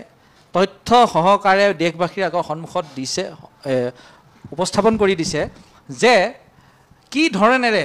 ভোট চুৰি হৈছে এটা বিধানসভাত যদি 1 লাখ ভোট যদি মানে অবৈধ ভোট হয় এই ধৰণে যদি বিজেপিয়ে নিৰ্বাচন খেলে গোটেই ভাৰততে এতিয়াতো তেওঁ কৈছে যে হাইড্ৰজেন বোমা এতিয়া ওলাব তেওঁ মানে গোটেই দেশতে আমাৰ বিজেপি দলে কি ধৰণে সমতাটোত আহিলে ক্ৰনলজিটো চাব দেই ক্ৰনলজিটো চাব আগতে মুখ্য নিৰ্বাচনী বিষয়াজনক কোনে নিৰ্বাচন কৰিছিলে চিফ জাষ্টিছ অফ ইণ্ডিয়া দেশৰ মুখ্য ন্যায়াধীশজনে সুপ্ৰিম কোৰ্টৰ তাৰপিছত আপোনাৰ বিৰোধী দলপতিজনে আৰু আমাৰ প্ৰধানমন্ত্ৰীজন থাকে 3টা ভোট থাকে এতিয়া কোনে কৰে সুপ্ৰিম কোৰ্টৰ চিফ জাষ্টিছ অফ ইণ্ডিয়া ভোটটো কটন কৰা হ'ল আইন আনিলে কোনে কৰে প্ৰধানমন্ত্ৰী ডাঙৰীয়া থাকিব বিৰোধী দলপতি ডাঙৰীয়া থাকিব আৰু তেওঁৰ লগত আৰু 3 নম্বৰজন কোন বোলে প্ৰধানমন্ত্ৰী ডাঙৰীয়া কেবিনেটৰ এজন সদস্য বা এজন মন্ত্ৰী এতিয়া প্ৰধানমন্ত্ৰী আৰু কেবিনেটৰ সদস্যজনে যাকে ভোট দিব 2টা ভোট হ'লেইচোন তাতে বিৰোধী দলপতিয়ে কি কৰিব যাব গতিকে নিজৰ মতে এজন সভাপতি মানে ইলেকশ্যন নিৰ্বাচন আয়ুক্ত বনাই লৈ গোটেই দেশত ভোট চুৰি কৰিছে আৰু বিহাৰতো এইটো স্পষ্ট এবাৰ আপোনালোকে গমেই পাব আৰু অসমত কিন্তু আমি সেই ভোট চুৰিটো হ'বলৈ প্ৰাঞ্জলে যিটো প্ৰসংগ উত্থাপন কৰিলে ময়ো কৈছোঁ যে পূৰ্বৰ নিৰ্বাচন দেখিলে যিটো সময়ত কা আন্দোলন তীব্ৰতৰ হৈ পৰিছিল সকলোৱে আশা কৰিছিল যে অসমৰ পৰা বিজেপি চৰকাৰ উৎখাত হ'ব কিন্তু কাৰ্যক্ষেত্ৰত তাৰ ক্ষমা কৰিব মই মাজতে ক'ব লাগিব মই মাজতে এষাৰ কথা ক'ব লাগিব এটা নিন্দনীয় কথা চাওক আজি অসম জাতীয় পৰিষদক ধন্যবাদ দিব লাগিব আঞ্চলিক দল হিচাপে অসমত আঞ্চলিক দলৰ মানে ধ্বজাবাহক খিলঞ্জীয়া অসমীয়া জাতিৰ জননায়ক মানে তেওঁলোকে অসমীয়া জাতিটো ৰক্ষা কৰিব, জাতীয়তাবাদৰ একেবাৰে তেওঁলোকে মানে মুধা ফটা একমাত্ৰ দল হ'ব বিচৰা এই তথাকথিত অতুল বৰা ডাঙৰীয়া নেতৃত্বাধীন অসম গণ পৰিষদৰ যিজন প্ৰতিনিধি আমাৰ হেৰিত আছিলে, পাৰ্লিয়ামেণ্টত আছিল, বীৰেন্দ্ৰ প্ৰসাদ বৈশ্য ডাঙৰীয়াই কাৰ হৈ যেতিয়া ভোটদান হৈছিলে, CAA কাৰণে যিদিনাখন ভোটদান হৈছিলে সমৰ্থনৰ বা বিপক্ষত, ইমান ডাঙৰ ডাঙৰ ভাষণ দিলে কাঁহখনৰ বিৰুদ্ধে, কিন্তু তেওঁ নিজে কিন্তু কাঁহখনৰ সমৰ্থনত গৈ ভোট কৰিলে। ইমান নিন্দনীয় কাম কৰিছে, গৰ্হিত কাম কৰিছে এই অসম গণ পৰিষদে। সত্যব্ৰত কলিতা ডাঙৰীয়া এনেই ওলাই অহা নাই, আৰু এই অসম গণ পৰিষদে এতিয়া জাতীয়তাবাদীৰ কোনো হ'বই নোৱাৰে, এওঁলোক হৈ গৈছেগৈ বিজেপিৰ এটা যিকোনো এটা মৰ্চা, মানে এটা মৰ্চাৰ নিচিনা হৈ গৈছেগৈ। নিজে কেইটা চিট পাব নিজেও নাজানে, কেনে পাব, আৰু অসম জাতীয় পৰিষদহে আচলতে আজিৰ তাৰিখত প্ৰকৃত জাতীয়তাবাদৰ ধ্বজাবাহক হৈ আছে। অজাপৰ প্ৰতিনিধিও নাই। কিন্তু মোৰ কথাটো হ'ল, যিটো সময়ত পুনৰ কৈছোঁ যে কা আন্দোলন তীব্ৰতৰ হৈ আছিল, সকলোৱে আশা কৰিছিল যে বিজেপি চৰকাৰ পতন হ'ব, নতুন চৰকাৰ অসমত গঠন হ'ব। কিন্তু 2026 কাৰ্যক্ষেত্ৰত ফল কি হ'ল সকলোৱে দেখিলে। সন্মুখত 26ৰ নিৰ্বাচন আকৌ কাৰ কথা আহি পৰিল। 2024ৰ 31 ডিচেম্বৰলৈ যিমানবিলাক হিন্দু বাংলাদেশী আছিলে, বিশেষকৈ 6টা জনগোষ্ঠী, সেই 6টা ধৰ্মীয় সম্প্ৰদায়, সেই 6টা ধৰ্মীয় সম্প্ৰদায়ৰ লোকসকলে অসমলৈ আহিবলৈ তেওঁলোকক ৰঙাদলিচে পাৰি দিয়া হ'ল। এতিয়া আপুনি আশা কৰেনে যে 26ৰ নিৰ্বাচনতো এনেধৰণৰ ইছ্যুবিলাক লৈ বিজেপিক আপোনালোকে পৰাভূত কৰিব পাৰিব? সংগঠিত হৈ আছে আপোনালোক? চাওক, বিজেপিৰ কোনো ইছ্যু নাই। এতিয়া চাওক, তেওঁলোকে কি কৰিলে, তেওঁলোকে কেৱল নিউজত কথা কিছুমান কৈ, তেওঁলোকে বেবেৰী বাং কথা কৈ, তেওঁলোকে বাতৰি কৰি কিনে, তেওঁলোকে আভুৱা ভৰি কিছুমান হাৱা বনাই কিনে তেওঁলোকে নিৰ্বাচন খেলি আছে। ইতিমধ্যে আপাৰ আছামৰ মানুহ এজন মুখ্যমন্ত্ৰী পাই গ'ল, আপাৰ আছামে জাৰি জোকাৰি ভোট দিব, আৰু আপাৰ আছামৰ সিদ্ধান্তক, ৰাইজৰ সিদ্ধান্তক সন্মান জনাই পূৰ্বৰ ধৰণেৰে পুনৰ আমাৰ মধ্য অসমীয়া কওক বা আমাৰ নামনি অসমীয়া কওক, সমগ্ৰ অসমীয়া ৰাইজে একে মানে ঐক্যবদ্ধভাৱে মানে আমাৰ কংগ্ৰেছ দলক সমৰ্থন দিব আৰু গৌৰৱ গগৈ ডাঙৰীয়াক মুখ্যমন্ত্ৰী বনাব। এনেকুৱা চলাহী বিজেপি দল। চাওক, আপুনি ডি ভোটাৰৰ গোচৰটো কিন্তু প্ৰত্যাহাৰ কৰা নাই। বেংগলীসকলৰ ডি ভোটাৰৰ যিটো গোচৰ, সেইবিলাক কিন্তু প্ৰত্যাহাৰ নকৰে। সিফালে আকৌ ললিপপটো দিছে 2024লৈকে, মানে কি কয়, বাংলাদেশী আনিব, হিন্দু বাংলাদেশী। এই বাঙালি মানুষকে পাৱেৰ তলে জমিনেৰ মানে পাৱেৰ তলে জমিনে দাবাই রাখার রাজনীতি করে এই বিজেপি দল। হ্যাঁ, এক সময়ে করে কি যে বাংলাদেশি আনমুম আমি বাংলাদেশের থেকে, আর আবার কি করে যে ডি ভোটারে যেগুলো মানে কি কয় এটা কেসগুলো যেগুলো আছে, এটা কিন্তু মানে প্রত্যাহার হবে না, এটা চলতে থাকবে। তাহলে কি হইল কথাটা? মই ইমদাদ হুছেইন, আমাৰ হাতত সময় কম হৈ আহিছে। পুনৰবাৰ কৈছোঁ, যিটো প্ৰসংগ উত্থাপন হৈছে, কাৰ প্ৰসংগ? পূৰ্বৰ বিধানসভা নিৰ্বাচনত দেখিছিলে কাৰ তীব্ৰতৰ হৈ থকাৰ পাছত, কাৰ আন্দোলন তীব্ৰতৰ হৈ থকাৰ পাছতো কিন্তু বিজেপিয়ে শাসনভাৰ গ্ৰহণ কৰিবলৈ সক্ষম হ'ল। আৰু এবাৰ 26ৰ বিধানসভা নিৰ্বাচন সন্মুখত, তাৰ সন্মুখতো আকৌ আহিল কাৰ প্ৰসংগ? ভাবেনে যিসমূহ বিৰোধী ৰাজনৈতিক দল আছে তেওঁলোকে ইছ্যুটো গ্ৰহণ কৰিব পাৰিব বিজেপিক পৰাভূত কৰিবলৈ? আপোনাৰ মোৰ আৰু এটা কথা আছে। ইতিমধ্যে আমাৰ কংগ্ৰেছৰ মুখপাত্ৰজনে এটা কথা কৈছে যে বিজেপিৰ লগত AUDF দলৰ যিটো সম্পৰ্ক, কিন্তু এই কথাটো আমি তেখেতক সোঁৱৰাই দিব বিচাৰিছোঁ যে যেতিয়া নিৰ্বাচন হ'ল 2021ৰ নিৰ্বাচনত যেতিয়া মোনাৰ মুখ্যমন্ত্ৰী পদ লৈ অলপ ঠেলা হেঁচা হ'ল, তেতিয়া কিন্তু কংগ্ৰেছৰ কাৰ্যকৰী সভাপতি জাকিৰ হুছেইন চিকদাৰ কংগ্ৰেছত থাকি কিন্তু কৈছিলে যে আমি মুখ্যমন্ত্ৰী হিচাপে হিমন্ত বিশ্ব শৰ্মাক বিচাৰোঁ। আৰু আপোনালোকে সকলোৱে জানে ইতিমধ্যে গাদ্দাৰ নাম্বাৰ কেইজন ওলাইছে। কংগ্ৰেছৰে মানুহ, কংগ্ৰেছৰে বিধায়ক, আমাৰ পূৰ্বৰ 6 বিধায়ক ৰেকিবুদ্দিনৰ কথা আপোনালোকে জানে। হিমন্ত বিশ্ব শৰ্মাৰ একেবাৰে ঘনিষ্ঠ মানুহ। কংগ্ৰেছত কিবা কথা আলোচনা হ'লে পোনপটীয়া কথাখিনি ডাইৰেক্ট হিমন্ত বিশ্ব শৰ্মাৰ তালৈকে যায়। গতিকে কংগ্ৰেছৰ লগত বিজেপিৰ লগত যে এটা সুসম্পৰ্ক আছে, এই কথাটো অসমৰ ৰাইজে ইতিমধ্যে গম পাইছে। আৰু সিদিনা আপোনালোকে দেখিবলৈ পাইছে। নহয়, মোক এটা কথা কওকচোন, এটা কথা কওক যে মুখ্যমন্ত্ৰী ডাঙৰীয়া যে ৰাষ্ট্ৰীয় মানে চেনেলত যে ক'লে যে जब भी जरूरत होता है मैं उसको फोन कर देता हूँ, ভোট का जुगाड़ हो जाता है, সেই কথাটো আপুনি কি ক'ব? এই যে সংখ্যা নথকা স্বত্তেও যে আমাৰ হেৰি এইটো কি বুলি কয়, এজন জিকিলে নহয় ৰাজ্যসভাৰ সাংসদ, তেওঁলোকৰ আপোনালোকৰ ভোটেৰে, এইজন কি নাম আছিল নহয়, এক মিনিট ৰ'ব। দ্বিতীয় কথাটো হৈছে ৰাজ্যসভাৰ নিৰ্বাচনৰ পিছদিনাখনে ৰাতিপুৱা আপোনালোকে মুখ্যমন্ত্ৰী ঘৰত সদলবলৈ কেলৈ গৈছিলে? চাওক, আপুনি যিটো কথা কৈছে, ৰাজ্যসভাৰ নিৰ্বাচনত কংগ্ৰেছৰ এখন ডাঙৰ তালিকা ওলাইছিলে। ভূপেন বৰা ডাঙৰীয়াই দিল্লীলৈ লৈ গৈছিলে যে এই মানুহখিনিৰ বিৰুদ্ধে কিবা এটা একশ্যন লোৱা হ'ব, আজিলৈকে নহ'ল। ভূপেন বৰা একশ্যন ল'ব নোৱাৰিলে। জিতেন্দ্ৰ সিং ডাঙৰীয়া অসমত আহি ঘোষণা কৰিলে, কিন্তু কোনো ধৰণৰ একশ্যন ল'ব নোৱাৰিলে। আৰু আমাৰ ৰেকিবুদ্দিন আহমেদ ডাঙৰীয়া যে হিমন্ত বিশ্ব শৰ্মাৰ মানুহ, এই কথাটো গোটেই অসমৰ মানুহখিনিয়ে জানে। আৰু আপুনি এটা কথা কৈছে, হিমন্ত বিশ্ব শৰ্মা ডাঙৰীয়াৰ কথা কৈছে, তেখেত কেনেকুৱা মানুহ, মুখত জীয়াই সেই কথাটোৱে কৈ দিয়ে। আজিৰ অসমৰ পৰিস্থিতি আপোনালোকে চাওক। আৰু হিমন্ত বিশ্ব শৰ্মা ডাঙৰীয়াৰ তেতিয়া বিজেপিৰ সংখ্যা নাছিলে, সংখ্যা নোহোৱাকৈ দ্বিতীয়জন ৰাজ্যসভাৰ সাংসদ কেনেকৈ জিকিলে? সংখ্যা নোহোৱাকৈ কেনেকৈ জিকিলে?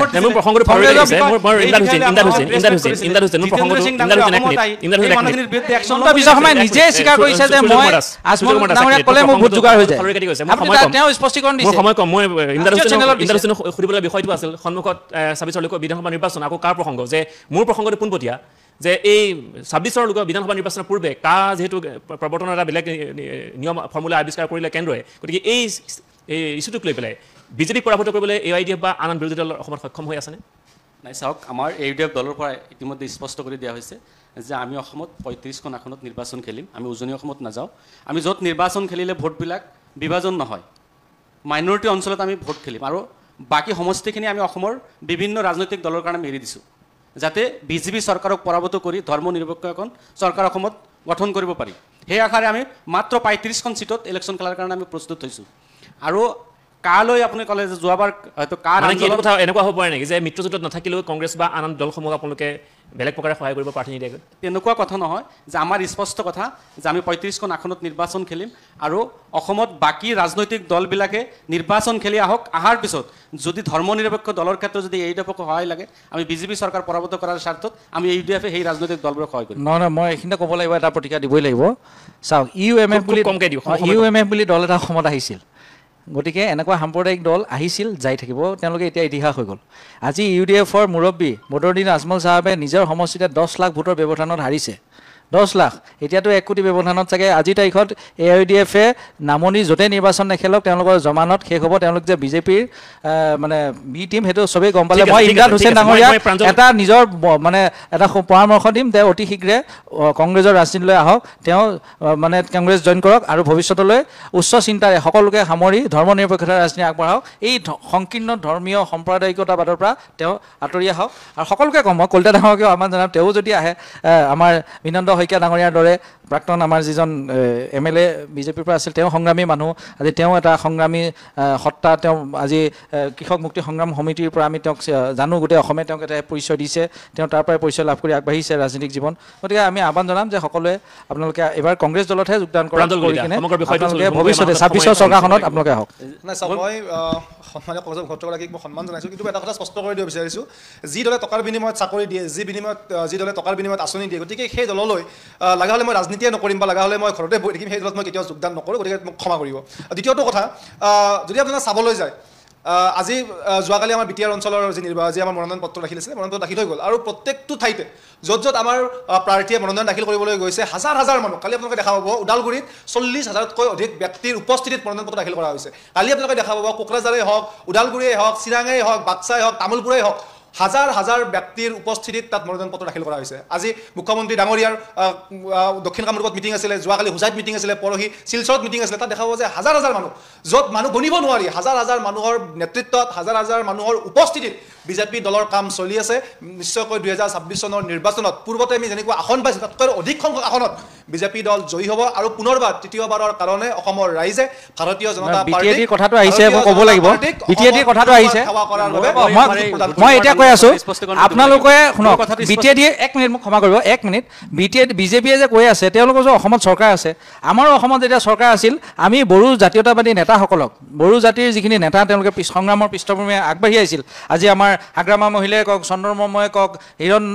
আমাৰ কি কয় তেওঁ ৰিহন দৈমাৰীয়ে কওক, আমাৰ বাইদেউগৰাকী নাম আছিলে আমাৰ প্ৰমীলাৰণ্য বাইদেৱে কওক, এইসকলক আমিতো তেতিয়া নিৰ্বাচন খেলাই নাছিলোঁ কংগ্ৰেছ দলে, যেতিয়া আমি চৰকাৰত আছিলোঁ। আমি বিচাৰিছিলোঁ যে বড়ো জাতিৰ মানুহ যিখিনি নেতা আছে, তেওঁলোকে আগবাঢ়ি আহক। গতিকে এইটো, আৰু আজিৰ তাৰিখত আপোনালোকৰ মুখ্যমন্ত্ৰী ডাঙৰীয়াই কি কয়, মই সোঁহাতে এজনক, বাওঁহাতে এজনক, দুইজনকে আমাৰ প্ৰমোদ বড়ো আৰু আমাৰ হাগ্ৰামা মহোদয়ক দুইজনকে বোলে দুই হাতে ঘূৰাই ফুৰিছোঁ। গতিকে এই ধৰণৰ কথা আপোনালোকে কৰে। গতিকে ক্ষমতাত থাকিলে যিকোনো এটা ৰাজ্য, যেতিয়া কেন্দ্ৰ আৰু ৰাজ্যত চৰকাৰ থাকে, নিশ্চিতভাৱে এই সৰু সুৰা ইলেকশ্যনবিলাক এই চৰকাৰৰ এটা ঠিক আছে। সূৰ্য কুমাৰ দাস, আমাৰ সময় শেষ হ'ল, আমি এই চেগতে আমি ধন্যবাদ দিব লাগিব আমাৰ প্ৰাক্তন সভাপতি ভূপেন বৰা ডাঙৰীয়াই কওক বা ইয়াৰ আগতে ৰিপুণ বৰা ডাঙৰীয়াই কওক, তেওঁলোকে কিন্তু আমাৰ BTAD অঞ্চলত সংগঠনটো পুনৰ জীৱিত কৰি আজি আমি নিৰ্বাচন উঠিছোঁ, আৰু নিৰ্বাচন আমি উত্তীৰ্ণ হ'ম নিশ্চিতভাৱে। গৌৰৱ গগৈ ডাঙৰীয়া অহাৰ পিছত BTAD যি আপোনালোকে মিটিংবিলাক চাব কংগ্ৰেছৰ, BTADটো কংগ্ৰেছৰ সপক্ষ বঁটা বলিছে, আৰু গৌৰৱ গগৈ ডাঙৰীয়াৰ নেতৃত্বত BTAD অঞ্চলেও আঁকোৱালি ল'ব, আৰু অনাগত অৰুণ গগৈ সৰু ৰাইজে আদৰণি ল'ব। অৰুণ গগৈ কংগ্ৰেছৰ যিখন অসম চৰকাৰ আছে, মই কংগ্ৰেছক ক'ব বিচাৰিছোঁ, আপোনালোকৰ যুদ্ধ কাৰ লগত, ভোটৰ যুদ্ধ কাৰ লগত, যিটো কংগ্ৰেছৰ লগত তৰুণ গগৈ ডাঙৰীয়াৰ দিনত বড়ো ৰাইজ আছিলে, বড়ো ভূমি আছিলে, আপোনালোকে অকল নামনি অসমত আপোনালোকে কংগ্ৰেছৰ প্ৰচাৰ চলাই আছে। আজি আপোনালোকে এটা কথা মনত ৰাখিব যে আপোনালোকৰ 22জন বিধায়ক আছে, আজিৰ তাৰিখত ইউডিএফৰ কিন্তু মই এই মুহূৰ্তত সকলোৱে ধন্যবাদ জনাইছোঁ। সকলোৱে ইমদাদ হুছেইন, আমি পৰৱৰ্তী পৰ্যায়ত 15 দিন বহিম। আমি বিটিডি নিৰ্বাচন যিটো সমাগত মনোনয়ন পত্ৰ দাখিল সমাপ্ত হৈছে, 15 দিন বহিম, আমি সকলোৱে একলগ হ'ম। পুনৰ বিটিডি প্ৰসংগ আমি আলোচনা কৰিম। কিন্তু আজি বিসংগত যে পৃথক আছিল, মাদানী প্ৰসংগ উত্থাপন হৈছিল, তাৰ প্ৰসংগ উত্থাপন হৈছিল আৰু কাক লৈ পেলাই 2021 যিটো পৰিৱেশৰ সূচনা হৈছিল সকলোৱে জানিছিলে। তাৰ পাছতো বিজেপি চৰকাৰ অসমলৈ আহিলে, অসমৰ শাসনভাৰ গ্ৰহণ কৰিলে আৰু পুনৰ 26ত বিধানসভা নিৰ্বাচন আহি আছে। 26ৰ পূৰ্বে পুনৰ কাৰ প্ৰসংগ হৈছে, গতিকে পৰৱৰ্তী পৰ্যায়ত অসমৰ ৰাইজে কি হিচাপে সমগ্ৰ বিষয়টো গ্ৰহণ কৰিব সেয়া পৰৱৰ্তী সময়ত লক্ষণীয় হ'ব। মই পুনৰবাৰ ইমান সময় দিয়াৰ কাৰণে কংগ্ৰেছৰ যিগৰাকী মুখপাত্ৰ সূৰ্য কুমাৰ দাস ধন্যবাদ জনাইছোঁ। AIUDFৰ ইমদাদ হুছেইন, যুৱ মৰ্চাৰ সাধাৰণ সম্পাদক পুনৰবাৰ ধন্যবাদ জনাইছোঁ আৰু বিজেপিৰ বিশেষকৈ প্ৰাঞ্জল কলিতাক মই ধন্যবাদ জনাই আজি অনুষ্ঠান ইমানতে সামৰিছোঁ।